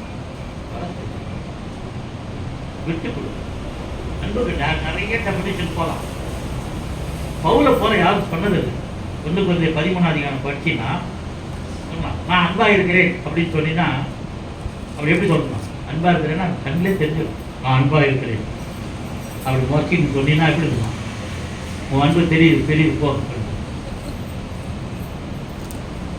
அது அன்பு. டேய் உன் மேல அன்பா இருந்ததுனால தான் குச்சி எடுத்து நான் அடிக்கிறேன் சொல்லலாமா? சொல்லலாம். ஏன்னா பெற்றோருங்க சிரிச்சுக்கிறாங்க. ஒரு 4 பெருப்படை அடிச்சா நம்ம செத்துட மாட்டான். 1-2 திருந்தோம், 1-2 திருந்தாலும் விட்டு ஓடிப்போம். தாங்கல சகிக்கிற தன்மை, அன்பை சகிக்கிற தன்மை இல்லை. அதனால அப்போ திருச்சபையானது வாழ்க்கை முறையை நெறிப்படுத்துகின்ற ஒரு வாழ்வியல். அந்த திருச்சபையிலே கிறிஸ்து ஆண்டவரை பற்றி சொல்லுவது அது இறையல். இன்றைக்கு நமக்கு அதுதான் டூயிங் அண்ட் ஃபெய்த், செயல்பாடும் பற்றுறுதியும். பற்றுறுதி என்று சொல்லும்போது அது ஃபெய்த்னா நம்ம விசுவாசம். இந்த விசுவாசத்தின் அடிப்படையிலே உனக்கு என்ன விசுவாசம்? கிறிஸ்துவை நான் ஏற்றுக்கொள்கிறேன். கிறிஸ்து சில பேர் கேள்வி கேட்பாங்க, கிறிஸ்து வந்து பழைய ஏற்பாட்டிலே இருக்கிறாரா? நிறைய இடங்கள் ஒரு பெரிய லிஸ்டே 66 புத்தகத்தில் அவர் எப்படி இருக்கிறாருன்னு ஒரு லிஸ்ட் என்று ஒரு 2 டாபிக் கொண்டாந்து கொடுக்குறேன். அதை நீங்கள் விமென்ஸ் நீங்கள் அதை உட்காந்து டிஸ்கஸ் பண்ணுங்க. 66 புத்தகத்திலையும் பைபிள் எத்தனை புத்தகம் இருக்குது?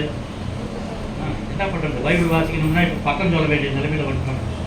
இன்னும் முன்னேறிக்கிட்டே போகணும்னு நான் பார்த்தா டக்குன்னு எபேசியர் எடுனாக்கா கலாச்சாரத்துக்கு அப்புறம் எபேசியர் அப்படி சொல்லணும். இந்த பக்கம் ஒன்று ஈஸியாக கற்றுக் கொடுக்குறாரு நம்ம. ஏன்னா நீங்கள் முக்குறீங்க, அவசரப்படுறீங்க. அப்படி இருக்கக்கூடாது. அடுத்த வாரத்தில் வந்து சண்டே ஸ்கூல்லேருந்து சேரணும் டீச்சர். இதுக்கப்புறம் இது இருக்கணும், மத்தியதுக்கு அப்புறம் மார்க்கு தான். 5ஆம் பக்கத்துலேருந்து 6ஆம் பக்கம் அப்படி போகுது கூட. மத்தேயு, மார்க்கு, லூக்கா, யோவான், அப்போஸ்தலர், ரோமர், அப்படி போகணும். 28 புஸ்தகம். ரைட்டாக என்னன்னு தெரியல, வேகமாக சொல்லிட்டேன். சரி, தெரியாமல் சொல்லிட்டேன். ரைட்டா இதெல்லாம் கற்றுக் கொடுக்கும். உட்கார்ந்து யோவான் சுவிசேஷத்தை நான் வாசிக்கும் போது தான் பழைய ஏற்பாட்டை தெரியும்.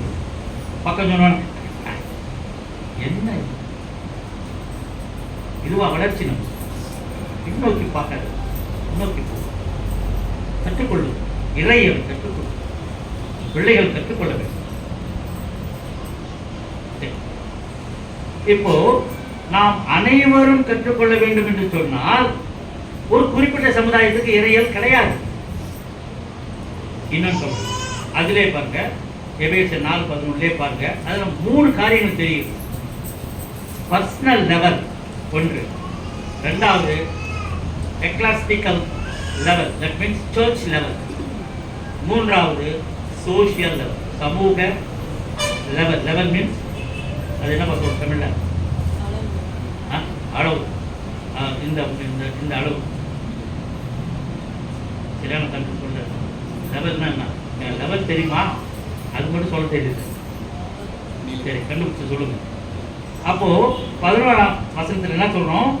தேவகுமாரனை பற்றும் விசுவாசத்திலும் அறிவிலும் ஒருமைப்பட்டவர்களாகி கிறிஸ்துவனுடைய நிறைவான வளர்ச்சியில் அளவுக்கு தக்க பூரண புருஷராகும் வரைக்கும். இப்போ நான் என்ன சொல்றேன், என்னிடத்திலே என்னுடைய வளர்ச்சி, கடவுளை பற்றி எனக்கு ஒரு தனி விசுவாசம் இருக்குமானால் அது என்னுடைய பர்சனல் லெவல். அதுவே சர்ச் மூலமா 4 பேர் சேர்ந்து நீங்க ஜெபம் பண்ணி கூடி உங்களை இதுல வளர்த்துக்கிட்டீங்கன்னா அது என்ன? அது சர்ச் லெவல். ஆனா சமுதாயத்துக்கு கொண்டு போறீங்க, கிறிஸ்து யார், கடவுள் யார் அப்படின்னு சொல்லி கொண்டு போறீங்கன்னா அது சமூக அளவு. இப்போ ஆண்டவரை பற்றி, இறையலை பற்றி எனக்குள்ளே ஒரு வளர்ச்சி, திருச்சபைக்குள்ளே ஒரு வளர்ச்சி, சமுதாயத்துக்குள்ளே ஒரு வளர்ச்சி. அப்போ கிறிஸ்துவை பழைய ஏற்பாட்டில் பார்க்கிறாயா என்று சொன்னால் நிழலாட்டமாய் பார்க்கிறார். பழைய ஏற்பாட்டிலே கிறிஸ்து நிழலாட்டமாய் தெரிவார். புதிய ஏற்பாட்டிலே முதல் 4 சுவிசேஷங்களை என்ன சொல்லுகிறோம்? நற்செய்தி நூல் என்று சொல்லுகிறோம். அப்போ அந்த 4 சுவிசேஷத்திலும் இயேசுவை பற்றிய பிறப்பு, வளர்ப்பு, இறப்பு, பரலோகம் செல்லுதல், நம்மை வழிகாட்டுகின்ற வழிமுறைகள், இவைகளை கற்றுக் கொடுக்கிறது. இயேசுவை எப்படி பார்க்கிறாய்? It speaks about Christ. இயேசு கிறிஸ்துவை அந்த 4 அதிகாரங்களை பற்றி பேசுகிறது. அவருடைய பிறப்பு எப்படி பார்க்கிறார்? எதற்காக? மலை பிரசங்கத்திலே 5ஆம் அதிகாரம், 6ஆம் அதிகாரம், 7ஆம் அதிகாரம் 200 வார்த்தைகள் தான் இருக்கிறது. நம்ம அடிக்கடி சொல்லுவோம், அந்த வெறும் 200 வார்த்தைகளே உலகத்தை ஆட்டி படைத்து இன்னும் யாரும் அதை பற்றி பேச முடியும். அதன் விளைவாக 2000க்கு மேல புத்தகங்கள் எழுதியிருக்காங்க மலை பிரசங்கம். அப்படி என்றால் எவ்வளவு பவர்ஃபுல் வேர்ட்ஸ். இயேசுவை பற்றி அறிந்து கொள்வதற்கு அந்த மலை பிரசங்கம் போதும். If you want to know about Christ, you should know the Sermon on the Mount. அதை கற்றுக்கொள்ளும். அது என்ன கற்றுக் கொடுக்கிறது? இயேசுவை படி அப்படி என்று சொன்னால் இயேசுனுடைய வாழ்க்கையை படி என்று அர்த்தம். இயேசு என்ன சொல்லுகிறார்?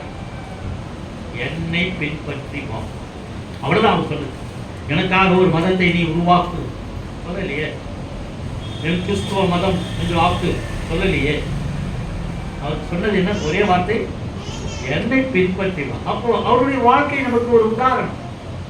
அப்போ எப்படி பிறந்தார், எப்படி வளர்ந்தார், எங்க பேசினாரு, என்ன பேசினாரு, யாருக்கிட்ட பேசினாரு, யாருக்கு குரல் கொடுத்தார்? ஆழ்த்தப்பட்டவருக்கு குரல் கொடுத்தார் இல்லையா? ஒடுக்கப்பட்டவர்களுக்கு குரல் கொடுக்கிறார். அடிமையாக இருக்கிறவர்களுக்கு குரல் கொடுக்கிறார். இவர்களை எல்லாம் மீட்டெடுக்கிறார், விடுதலை தருகிறார். அதுதான் நம்ம பாடம், விடுதலை நாயகம். அப்போ இந்த விடுதலை என்று சொல்லும்போது பழைய ஏற்பாட்டிலே நாம் யாரை முதலில் பார்க்கிறோம் என்றால் இயேசு அங்கேயும் வெளிப்படுகிறார் வார்த்தையாக. கடவுள் ஒரு காரியத்தை செய்கிறார். வெளியே இருக்கின்ற இஸ்ரவேல் குடும்பத்தார் 70 பேர், 70 குடும்பமாக 70 பேர் எங்கே போகிறார்கள்? எகிப்துக்கு பஞ்சம் தேடி போகிறார். அங்கே யோசேப்பு இருக்கிறார். போனவங்க எத்தனை பேர்? 70 பேர். சொல்லிக்கிட்டே வாங்க, எல்லாம் தூங்குற மாதிரி இருந்துச்சுன்னா நிறுத்திடுறேன். 70 பேர் போனாங்க. ஆனா வருகை பெருகின உடனே எத்தனை லட்சம்? 20 லட்சம் பேர். 70 லட்சம் போன உடனே அங்க இருக்கிறவங்களுக்கெல்லாம் ஒரு பயம் உண்டாயிடுச்சு. யாருக்கு? எகிப்துக்காரர். நம்ம ஒரு லைன் படிக்கணும். யோசேப்பை அறியாத ஒரு அரசன் வந்தான், ஆண்டான். படிக்கிறோமா? அதுக்கப்புறம் தான் அவங்க வீழ்ச்சி, இஸ்ரேல் ஜனங்கள் வீழ்ச்சியை யோசேப்பு போன உடனே வேற ஒரு அரசன் வரான். அவன் பேர் ஹிக்கோஸ். ஹிக்கோஸ் பாரோன்கள் அவர்கள் ஆட்சி செய்கிறார்கள். ஹிக்கோஸ் பாரோன்கள் ஆட்சி செய்யும் பொழுது இவர்களை அடிமையாக வைத்திருக்கிறான். 20 லட்சம் பேர். என்ன வேலை கொடுக்குறான்? உட்காந்து செங்கல் கட்டுறா, செங்கல் வெட்டுறா, கட்டடம் கட்டுறா. பிரமிட் எல்லாம் யார் கட்டுனது? இஸ்ரேல் ஜனங்கள். அவர்களுடைய ஞானம் தான். இன்னைக்கு இஸ்ரேலுடைய ஞானத்தை யாரும் கணக்கிட முடியாது. சரி, அப்போ இயேசு பிறப்பதற்கு 1446 ஆண்டுக்கு முன்னாலேயே ஆண்டவர் ஒரு மக்களுடைய கூக்குரலை கேட்கிறார். இவர்கள் அடிமைத்தனத்தில் இருக்கிறார். ஐயோ, என் மக்கள் கூக்குரல் எழுகிறார்களே. அப்பொழுதுதான் ஆண்டவர் இன்னும் கத்துட்டோம் விட்டார். எல்லாம் சேர்ந்து கத்துன உடனே அவருக்கு என்ன பண்ணுச்சு? மீட்க வேண்டும் என்று ஆசைப்பட்டார். அங்கு ஒரு மனிதனை தேர்ந்தெடுக்கிறார். அந்த மனிதன் யார்? மோசே. அப்போ இந்த யாத்திராகம் நம்ம படிச்சோம் இல்லையா? 3ஆம் அதிகாரம் 7 to 11 அவருடைய அழைப்பு. ஆண்டவர் கடவுள் ஒரு மனிதனை அழைக்கிறார் என்று சொன்னால் அவன் எப்படிப்பட்டவனாக இருக்கிறானா?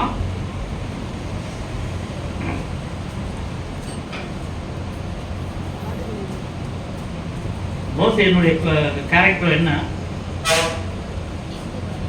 அவனை சாந்த குணம் உள்ளவன் என்று யார் சொல்றது? ஆண்டவரே சாட்சி சொல்றார். பேச மாட்டேங்கிறீங்க. நானே பேசிட்டு நான் இன்னும் ரொம்ப வெளியிட்ட மாதிரி அடுத்த லைஃப் நான் போறேன். சரி, அப்போ மோசையை தேர்ந்தெடுக்கிறார். வேகமா போயிடலாம், வேற ஒன்றும் வழி இல்லை. மோசையை தேர்ந்தெடுக்கிறார். மோசை உடனே வந்துட்டானா?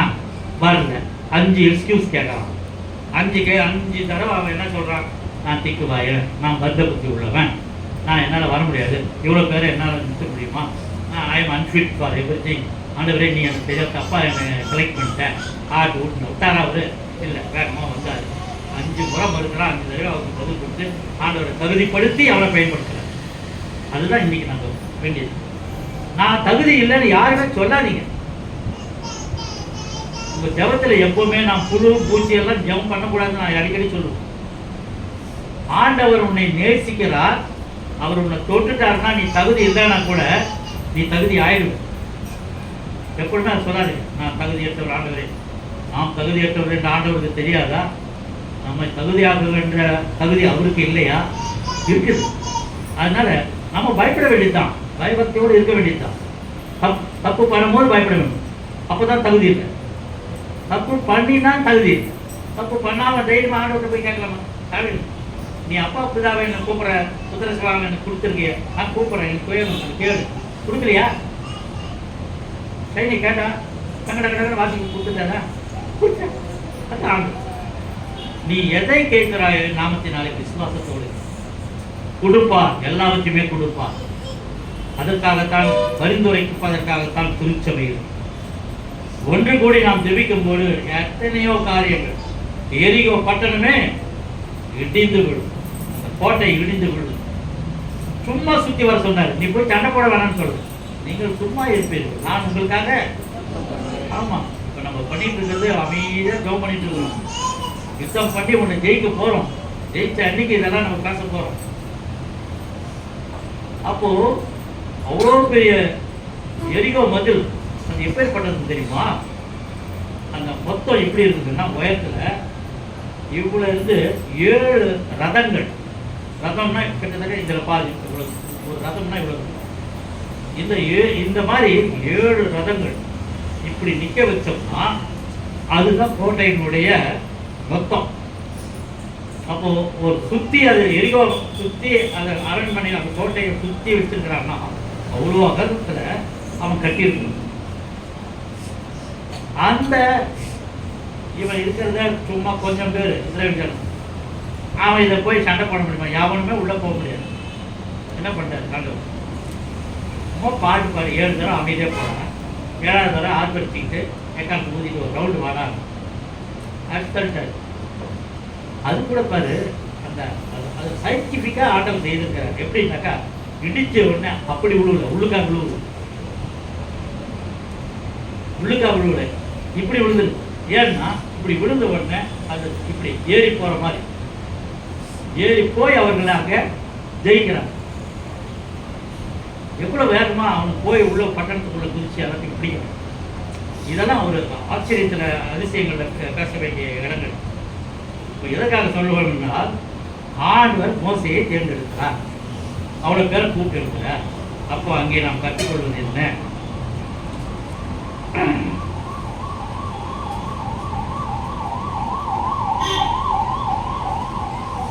அங்கே மோசேயினுடைய அழைப்பிலே நாம் கற்றுக்கொள்கின்றது நம்பிக்கையின் இறையியல் கல்வி.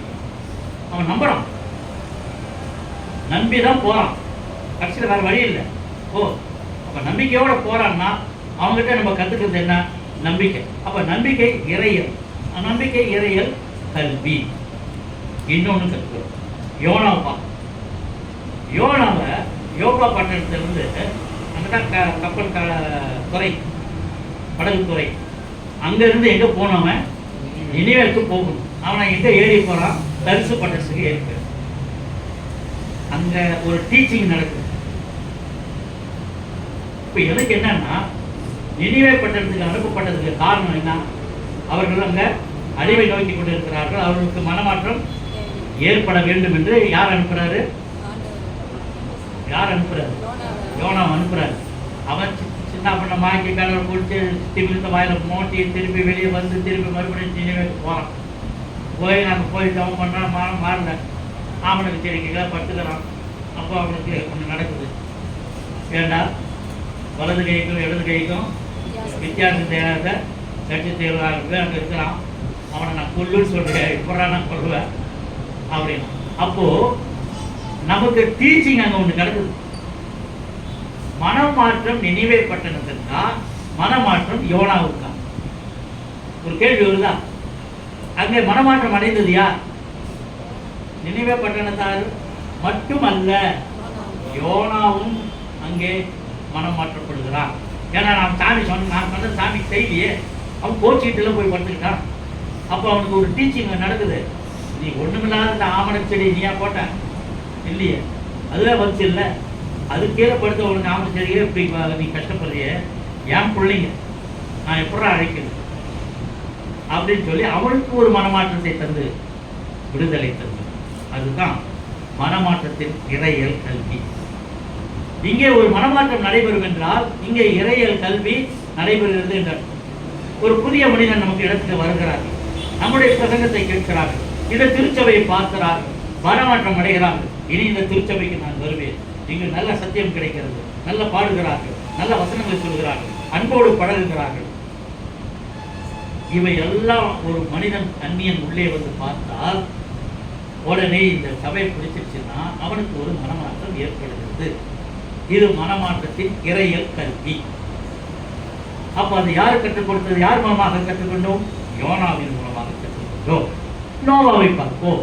நோவா என்ன செய்தான்? கடவுளுக்கு ஒரு நல்ல பையனா தெரிஞ்சான், நல்ல பிள்ளை. அப்போ அவனுக்கு என்ன பண்ணாரு? ஒரு பேழையை கட்டுனாரு. அப்போ பேழையை கட்டுனான்.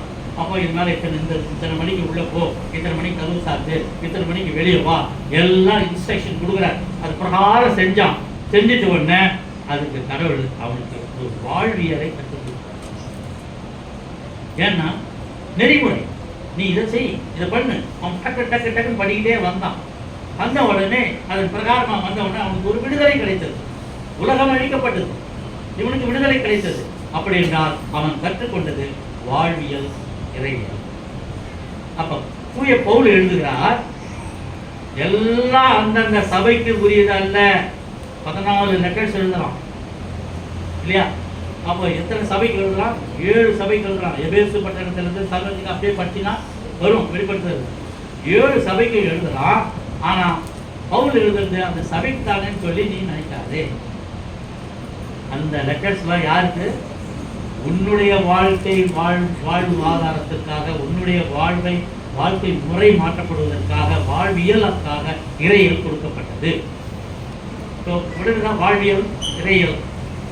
உன்னுடைய வாழ்க்கைக்காக கொடுக்கப்படுவது இறையியல். அப்படி என்றால் மீட்க நமக்கு இன்னும் வேகமாக போகிறோம். உபாகம் 33:3 பார்த்தோம்னா அங்கு மீட்பு தரும் இறையியலை நாம் பார்க்கலாம். ஆமாம், அது உபாகத்தில் ஒன்று கொடுக்குறாரு. நீ இதை செஞ்சா 6ஆம் அதிகாரம் பூரா நீங்கள் படிங்க, வீட்டில் குறிச்சிக்கோங்க.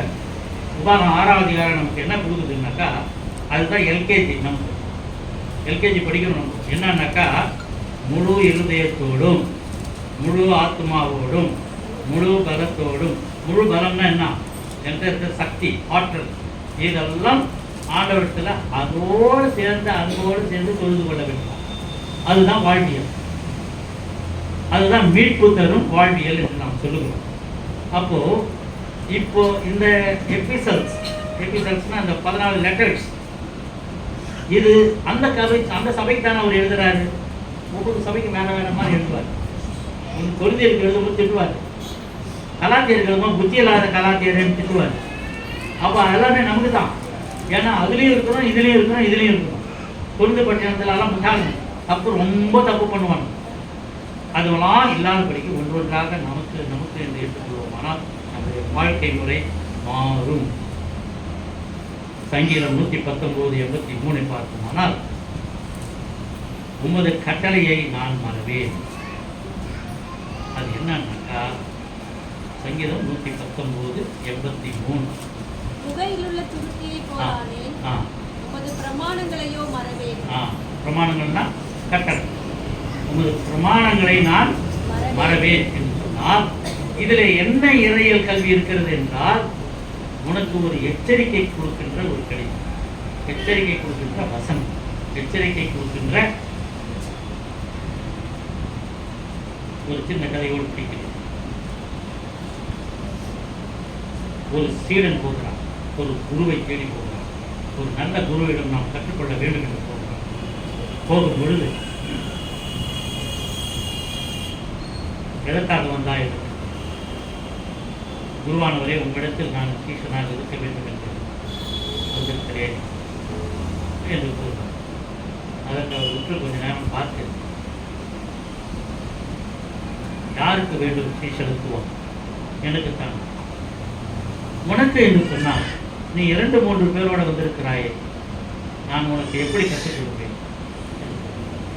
சுற்றி பார்க்க என்ன பார்க்கலாம்? இல்லையே, நான் தனியாக தான் வந்திருக்கேன். இல்லை, 2-3 பேரோடு வந்திருக்கிறான். அவனுக்கு புரியவில்லை. அப்போ சொல்லுறாரு, குரு சொல்றாரு, நீ உன்னுடைய மனைவியையும் பிள்ளைகளையும் சுமந்து வந்திருக்கிறார். இவைகளை விட்டு வருமானால் நீ சீஷனாய். தன்னை புரிந்து கொள்வான். எனக்கு 1 வருட அவகாசம் கொடுங்கள், என்னை மாற்றிக்கொண்டு நான் வருகிறேன். அடுத்த வருடம் வரும்பொழுது அந்த துறவியாக மனைவி மீது இருக்கின்ற பாசத்தை, பிள்ளைகள் மீது இருக்கின்ற பாசத்தை, உலகத்தை அவன் விட்டுவிட்டு அந்த குருவிடம் அவர் பார்க்கிறார். இப்பொழுது உண்மையாகவே நீ வந்திருக்கிறார், நான் உன்னை ஏற்றுக்கொள்கிறேன். உலகத்தை விட்டு வருவதற்காக, உலக பாசங்களை விட்டு வருவதற்காக குரு எதிர்பார்க்கிறார். சீஷன் அவகாசம் கேட்கிறார், கொடுத்தார், உண்மையாய் செய்தான், வந்தான், ஏற்றுக்கொண்டான். இதுதான் உண்மையாய் மனம் திரும்புகிறவர்களை ஆண்டவர் சேர்த்துக் கொள்வார். ஒரு பாவி நிமித்தம், மனம் திரும்பலின் நிமித்தம் எங்கே அந்த சந்தோஷப்படுறார். எனவே நம்முடைய இருளை, மனதின் இருள் என்று சொன்னால் பாவம், அறியாமை, கர்த்தரை பற்றி அறியாதவர்கள் எல்லாருமாக எடுத்துக்கொள்ளலாம். இருளை போக்க இறையியலை கற்றுக்கொள்ள வேண்டும். ஆண்டவருடைய அருளை பெற பற்றுறுதியில் நிற்கிறோம். பற்றுறுதியில் சொன்னால் விசுவாசம். அப்போ ஆண்டவருடைய அருளை பெற பற்றுறுதியில் நிற்போம். சமத்துவம் வளர நாம் உறுதியும். சமத்துவம் என்று சொல்லும் பொழுது மேல் ஜாதி கீழ் ஜாதி, மேலவன் கீழவன், பணக்காரன் ஏழை, இதெல்லாம் ஆண்டவருடைய பார்வையிலே ஆத்துமாவை மட்டும் பார்க்கிறோம், பணத்தை பார்க்கவில்லை. இன்னும் நிறைய சொல்லலாம். ஏன்னா ஊழியக்காரர்கள் நிறைய பேர் இருக்கிறார், தவறான ஊழியக்காரர்கள். அவர்களை பற்றி நம்ம இங்கே விவரிக்க வேண்டிய அவசியம் இல்லை. அதெல்லாம் எடுத்து பேசணும்னு தான் நினச்சி வந்தேன். அப்படி இன்னைக்கு கம்யூனிட்டி சர்வீஸ், அதனால் சீக்கிரம் நம்ம முடிப்பதற்கான தலைவா ஆண்டவர் சொன்ன ஒரே வார்த்தை யோவான் 12ஆம் அதிகாரம் கடைசி வசனத்திலே 26 வசனத்தில் பார்க்கும்போது அவர் என்ன சொல்கிறார்? நீ என்னை பின்பற்றி வா. அவ்வளவுதான். வாசிக்க கேட்ட 3 பகுதியிலுமே 3 பகுதியிலே, ஒன்று மோசையின் மூலமாக இறையலை கற்றுக் கொடுத்தார், தீமோத்தேயுவின் மூலமாக வாழ்க்கை முறையை கற்றுக் கொடுக்கிறார், யோவானிலே ஆண்டவரை நீ பின்பற்றி வா. பழைய ஏற்பாட்டிலே இயேசுவை நிழலாட்டமாய் பார்க்கிறோம். புதிய ஏற்பாட்டிலே 4 சுவிசேஷத்திலே அவர் ஆண்டவர் என்ன பேசுகிறார் என்பதை பற்றி, இயேசுவை பற்றி நாம் தெரிந்து கொள்கிறோம். 14 லெட்டர் பவுல் மூலமாக the reflection of the Christ, அவர் பிரதிபலிப்பு. ஏனென்று கேட்டால் பவுல் அவரை பார்க்கவில்லை. பவுல் எப்போதான் இயேசுவை பார்க்குறான்? அவருடைய அடி வாங்கின முன்னு தான் அவனுக்கு கண்ணு தெரியும். அப்போதான் பவுல். ஆனால் இயேசுவை காணாமலே அவன் விசுவாசித்தவன். அவன் தான் பாக்கியம். 12 சீஷர்கள் கூட இருந்து விசுவாசித்து நான் என் விரலை விட்டால் ஒழிய எல்லாம் ஓடிட்டான். ஆனாலும் நீயும் நானும் பாக்கியவான். காரணம், நாம் விசுவாசிக்கிறோம், பற்றுவதிலே நிலைத்திருப்போம், ஆண்டவரை பற்றிக் கொள்வோம், சமத்துவம் மலர நாம் உறுதியேற்போம். ஆண்டவருக்கு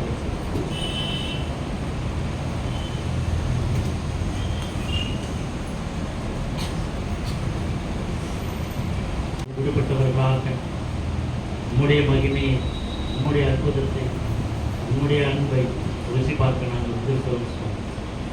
மகிமையான அந்த காரியங்களை நாங்கள் பெற்றுக்கொள்ள எங்களை தகுதிப்படுத்தி எங்களுடைய நிலைமையை மாற்ற திருவி செய்கிறார்கள். ஆம் பிதாவே, நீர் பரிசுத்த, நீர் ஸ்தோத்தரிக்கப்பட்டவர். தேவரீர் மனிதரில் உருக்கமாய் அன்பு கூர்ந்து உமது ஒரே பேரான குமாரனாகிய இயேசு கிறிஸ்து எங்கள் தன்மையையும் தரித்துக் கொள்ளவும், சிலுவையில் மரித்து எங்களை மீட்டுக் கொள்ளவும் அவரை தந்தருளினீரே.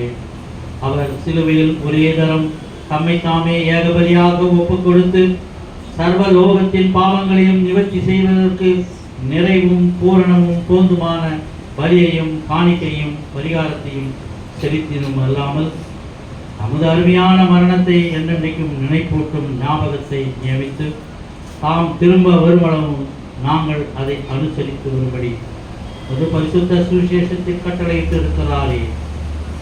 அவர் நாம் காட்டிக் கொடுக்கப்பட்ட அந்த ராத்திரியிலே அப்பத்தை எடுத்து ஸ்தோத்திரம் பண்ணி அதை பிட்டு சீஷர்களுக்கு கொடுத்து, நீங்கள் வாங்கி புசியுங்கள், இது உங்களுக்காக கொடுக்கப்படுகிற என்னுடைய இரத்தம், என்னுடைய சரீரம், இதை நினைவு கூறும்படி இதை செய்யுங்கள் என்றார். அந்தபடியே போஜனம் பண்ணின பின்பு அவர் பாத்திரத்தையும் எடுத்து ஸ்தோத்திரம் பண்ணி அவர்களுக்கு கொடுத்து, நீங்கள் எல்லோரும் இதிலே பானம் பண்ணுங்கள், இது பாவ மன்னிப்பு உண்டாகும்படி உங்களுக்காகவும் அநேகருக்காகவும் சிந்தப்படுகிற புது உடன்படிக்கைக்குரிய என்னுடைய இரத்தம். இதை பானம் பண்ணும் பொழுதெல்லாம் என்னை நினைவு கூறும்படி இதை செய்யும் என்று திருவுளம் பற்றினார். ஆமென். கர்த்தாவே, உம்முடைய மரணத்தை நினைவு கூறுகிறோம், உயிர்த்தெழ அறிக்கையிடுகிறோம், நீ திரும்பி வர காத்திருக்கிறோம். உமக்கே ஸ்தோத்திரம் உண்டாவதாக. ஆதலால் பிதாவே, உமது குமாரனாக எங்கள் ஆண்டவரின் அருமையான பாடுகளையும் மரணத்தையும் மகிமையான உயிர்த்தெழுதலையும் பரமேறுதலையும் நினைவு கூர்ந்து உமது அடியார்களாகிய நாங்கள் அவருடைய கட்டளையின்படி அவருக்கு திரும்ப வருமளவும் அவரை நினைவு கூர்ந்து இதை செய்கிறோம். அவரில் நீர் எங்களுக்காக நிறைவேற்றின பூர்ண மீட்புக்காக உமக்கு நன்றி செலுத்துகிறோம் என்று சொல்லுவோம். கர்த்தாவே, எங்கள் தேவனே, உம்மை துதிக்கிறோம், உம்மை புகழ்கிறோம், உம்மை மகிமைப்படுத்துகிறோம். இரக்கமுள்ள பிதாவே, நாங்கள் பிற்கிற அப்பம் கிறிஸ்துவனுடைய சரீரத்தின் ஐக்கியமாயும் நாங்கள் ஆசீர்வதிக்கப்படுகிற இந்த பாத்திரம் கிறிஸ்துவனுடைய இரத்தத்தின் ஐக்கியமாயிருக்கும்படி எங்களையும் நீரே தந்த இந்த அப்பத்தையும் திராட்சை ரசத்தையும் உமது பரிசுத்த ஆவியினால் பரிசுத்தப்படுத்த வேண்டும் என்று மிகுந்த தாழ்மையோடு பிரார்த்திக்கிறோம். நாங்கள் எல்லோரும் எங்கள் ஆண்டவரின் கிறிஸ்துவில் கூட்டி இணைக்கப்பட்டவர்களாகி விசுவாசத்தில் ஒருமைப்படவும் தலையாகிய அவருக்குள் எல்லாவற்றையும் வளரவும் கிருபை செய்தவர். அவரோடும் பரிசுத்த ஆவியோடும் ஐக்கியமாயிருக்கிற சர்வ வல்லமையுள்ள பிதாவாகிய உமக்கு அவர் மூலமாக சகல கனமும் மகிமையும் என்றென்றைக்கும் உண்டாவதாக. ஆமென். நமது இரட்சகராகிய கிறிஸ்து இயேசு கற்பித்த அவரில் நமக்கு அருளப்பட்ட தைரியத்தோடு நாம் சொல்லுவோம். பரமண்டலத்தின் எங்கள் பிதாவே, உம்முடைய நாமம் பரிசுத்தப்படுவதாக, உம்முடைய ராஜ்யம் வருவதாக, உடைய சித்தம் பரமண்டலத்திலே செய்யப்படுவது போல பூமியிலும் செய்யப்படுவதாக. அன்றைய அப்பத்தை எங்களுக்கு இன்று தாரும். எங்களுக்கு விரோதமாய் குற்றம் செய்கிறவர்களுக்கு நாங்கள் மன்னிக்கிறது போல எங்கள் குற்றங்களை எங்களுக்கு மன்னியும். எங்களை சோதனைக்கு பிரவேசிக்கப்படாமல் தீமைந்து ரட்சித்துக் கொள்ளுகிறோம். ராஜ்யமும் வல்லமையும் மகிமையும் எங்களுடைய. ஆமென். நம்ம எல்லாரும் சேர்ந்து இரக்கமுள்ள ஜெபத்தை எல்லாரும் முழங்கால் படியிட்டு நாம் செய்வோம். இரக்கமுள்ள கர்த்தாவே, எங்கள் சுயநீதியை நம்பி நாங்கள் உம்முடைய பந்தியில் சேர துணியாமல் தேவரீருடைய அளவற்ற இரக்கத்தையே நம்பி சேர்கிறோம். உம்முடைய மேஜையின் கீழ் விழும் துணிகையை பொறுக்கிக்கொள்ள நாங்கள் பார்த்தது நல்ல. ஆனாலும் தேவரீர் எப்பொழுதும் இரக்கம் செய்கிற லட்சணமுடைய மாறாத ஆண்டவராயிருக்கிறீர். ஆகையால் கிருபையுள்ள கர்த்தாவே, உமது அருமையான குமாரனாகிய இயேசு கிறிஸ்துவின் விலைமதியான சரீரத்தாலும் இரத்தத்தாலும் எங்கள் பாவம் உள்ள சரீரமும் ஆத்துமாவும் சுத்தமாகி எப்பொழுதும் நாங்கள் அவருக்குள்ளும் அவர் எங்களுக்குள்ளும் வாசமாயிருப்பதற்கு ஏற்ற விதமாய் அவருடைய சரீரத்தை புசித்து அவருடைய இரத்தத்தை பானம் பண்ண எங்களுக்கு கிருபை செய்கிறீர்களோ. ஆமென். உலகத்தின் பாவத்தை சுமந்து பிறகு தேவாட்டுக்குட்டியே எங்களுக்கு இருக்கும். உலகத்தின் பாவத்தை சுமந்து தீர்க்கிற தேவாட்டுக்குட்டியே, உலகத்தின் பாவத்தை சுமந்து தீர்க்கிற தேவாட்டுக்குட்டியே, சமாதானத்தின் தாரும். ஆமென்.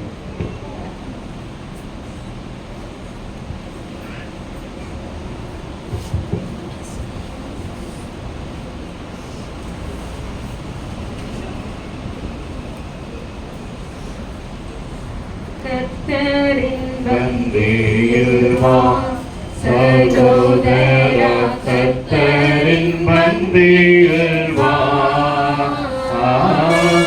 கர்த்தரின் பந்தியில் வா. கர்த்தரன்பாய் சொன்ன இரத்தத்தை சிந்திய நாணயத்தை மான பூரணமாய் எண்ணி கர்த்தரின் பந்தியில் வா. சகோதரா, கர்த்தரின் பந்தியில் வா. கர்த்தரின் பந்தியில் வா.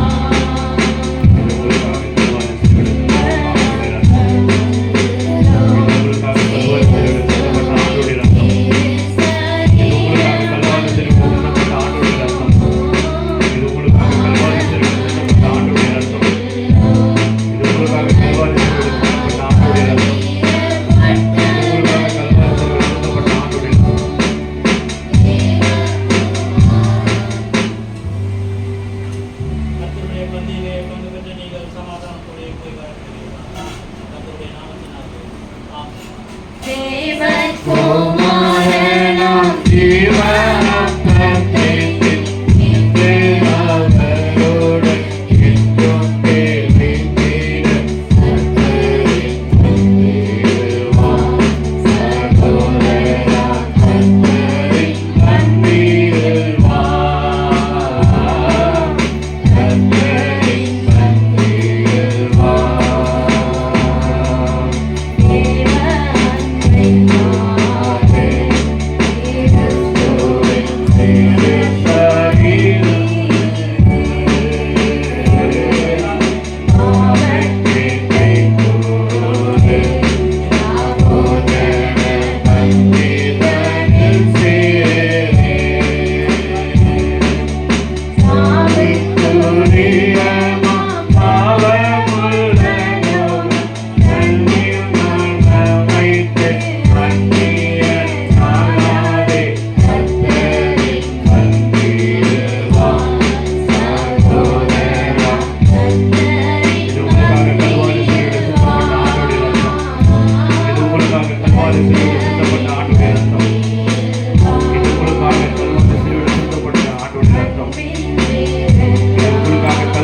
சிலுவையில் சிந்தப்பட்ட ஆண்டோடைய ரத்தம். இது உங்களுக்காக கல்வாரி சிலுவையில் சிந்தப்பட்ட ஆண்டோடைய ரத்தம். இது உங்களுக்காக கல்வாரி சிலுவையில் சிந்தப்பட்ட ஆண்டோடைய ரத்தம். இது உங்களுக்காக கல்வாரி சிலுவையில் சிந்தப்பட்ட ஆண்டோடைய ரத்தம். இது உங்களுக்காக கல்வாரி சிலுவையில் சிந்தப்பட்ட ஆண்டோடைய ரத்தம். இது உங்களுக்காக கல்வாரி சிலுவையில் சிந்தப்பட்ட ஆண்டோடைய ரத்தமாக இருக்கிறது. கர்த்தருடைய பந்தியிலே பங்கு பெற்ற நீங்கள் சமாதானத்தோடே போய் வரக்கடவீர்களாக. கர்த்தருடைய நாமத்தினாலே ஆமென். இன்பமிகும் தேவ அன்பின் இன்றைக்கு ஏது தாமதமும் இல்லாதே போதேவா கர்த்தரின் பந்தியில் வா. சகோதரா கர்த்தரின் பந்தியில் வா. கர்த்தரின் பந்தியில் வா. தூயவனே தூயவனே அழைப்பின் காரணனே களிமண்ணான என்னையுமே கண்ணோக்கி பார்த்திடுமே. தூயவனே தூயவனே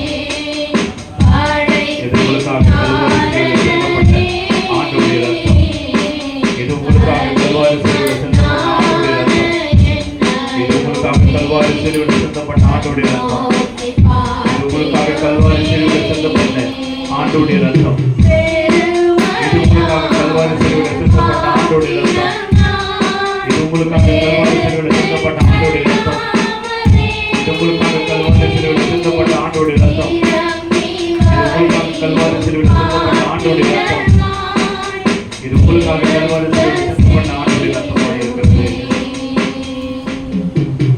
கர்த்தருடைய பந்தியிலே பங்கு பெற்ற நீங்கள் சமாதானத்தோடே போய் வரக்கடவீர்களாக. கர்த்தருடைய நாமத்தினாலே ஆமென். வேதத்தில் காணும் பாத்திரமெல்லாம் இயேசுவை போற்றிடுமே. என்னையும் அவ்விதம் பாத்திரமாய் அழைத்து கொள்ளுமே. தூயவனே தூயவனே அழைப்பின் காரணனே களிமண்ணான என்னையுமே கண்ணோக்கி பார்த்திடுமே. இது உங்களுக்காக கல்வாரி சிலுவையில் சிந்தப்பட்ட ஆண்டோடைய ரத்தம். இது உங்களுக்காக கல்வாரி சிலுவையில் சிந்தப்பட்ட ஆண்டோடைய ரத்தம். இது உங்களுக்காக கல்வாரி சிலுவையில் சிந்தப்பட்ட ஆண்டோடைய ரத்தம். இது உங்களுக்காக கல்வாரி சிலுவையில் சிந்தப்பட்ட ஆண்டோடைய ரத்தம். இது உங்களுக்காக கல்வாரி சிலுவையில் சிந்தப்பட்ட ஆண்டோடைய ரத்தம். இது உங்களுக்காக கல்வாரி சிலுவையில் சிந்தப்பட்ட ஆண்டோடைய ரத்தம். இது உங்களுக்காக கல்வாரி சிலுவையில் சிந்தப்பட்ட ஆண்டோடைய ரத்தமாக இருக்கிறது. கர்த்தருடைய பந்தியிலே பங்கு பெற்ற நீங்கள் சமாதானத்தோடே போய் வரக்கடவீர்களாக. கர்த்தருடைய நாமத்தினாலே ஆமென். தடைகள் யாவும் நீக்கி என்னை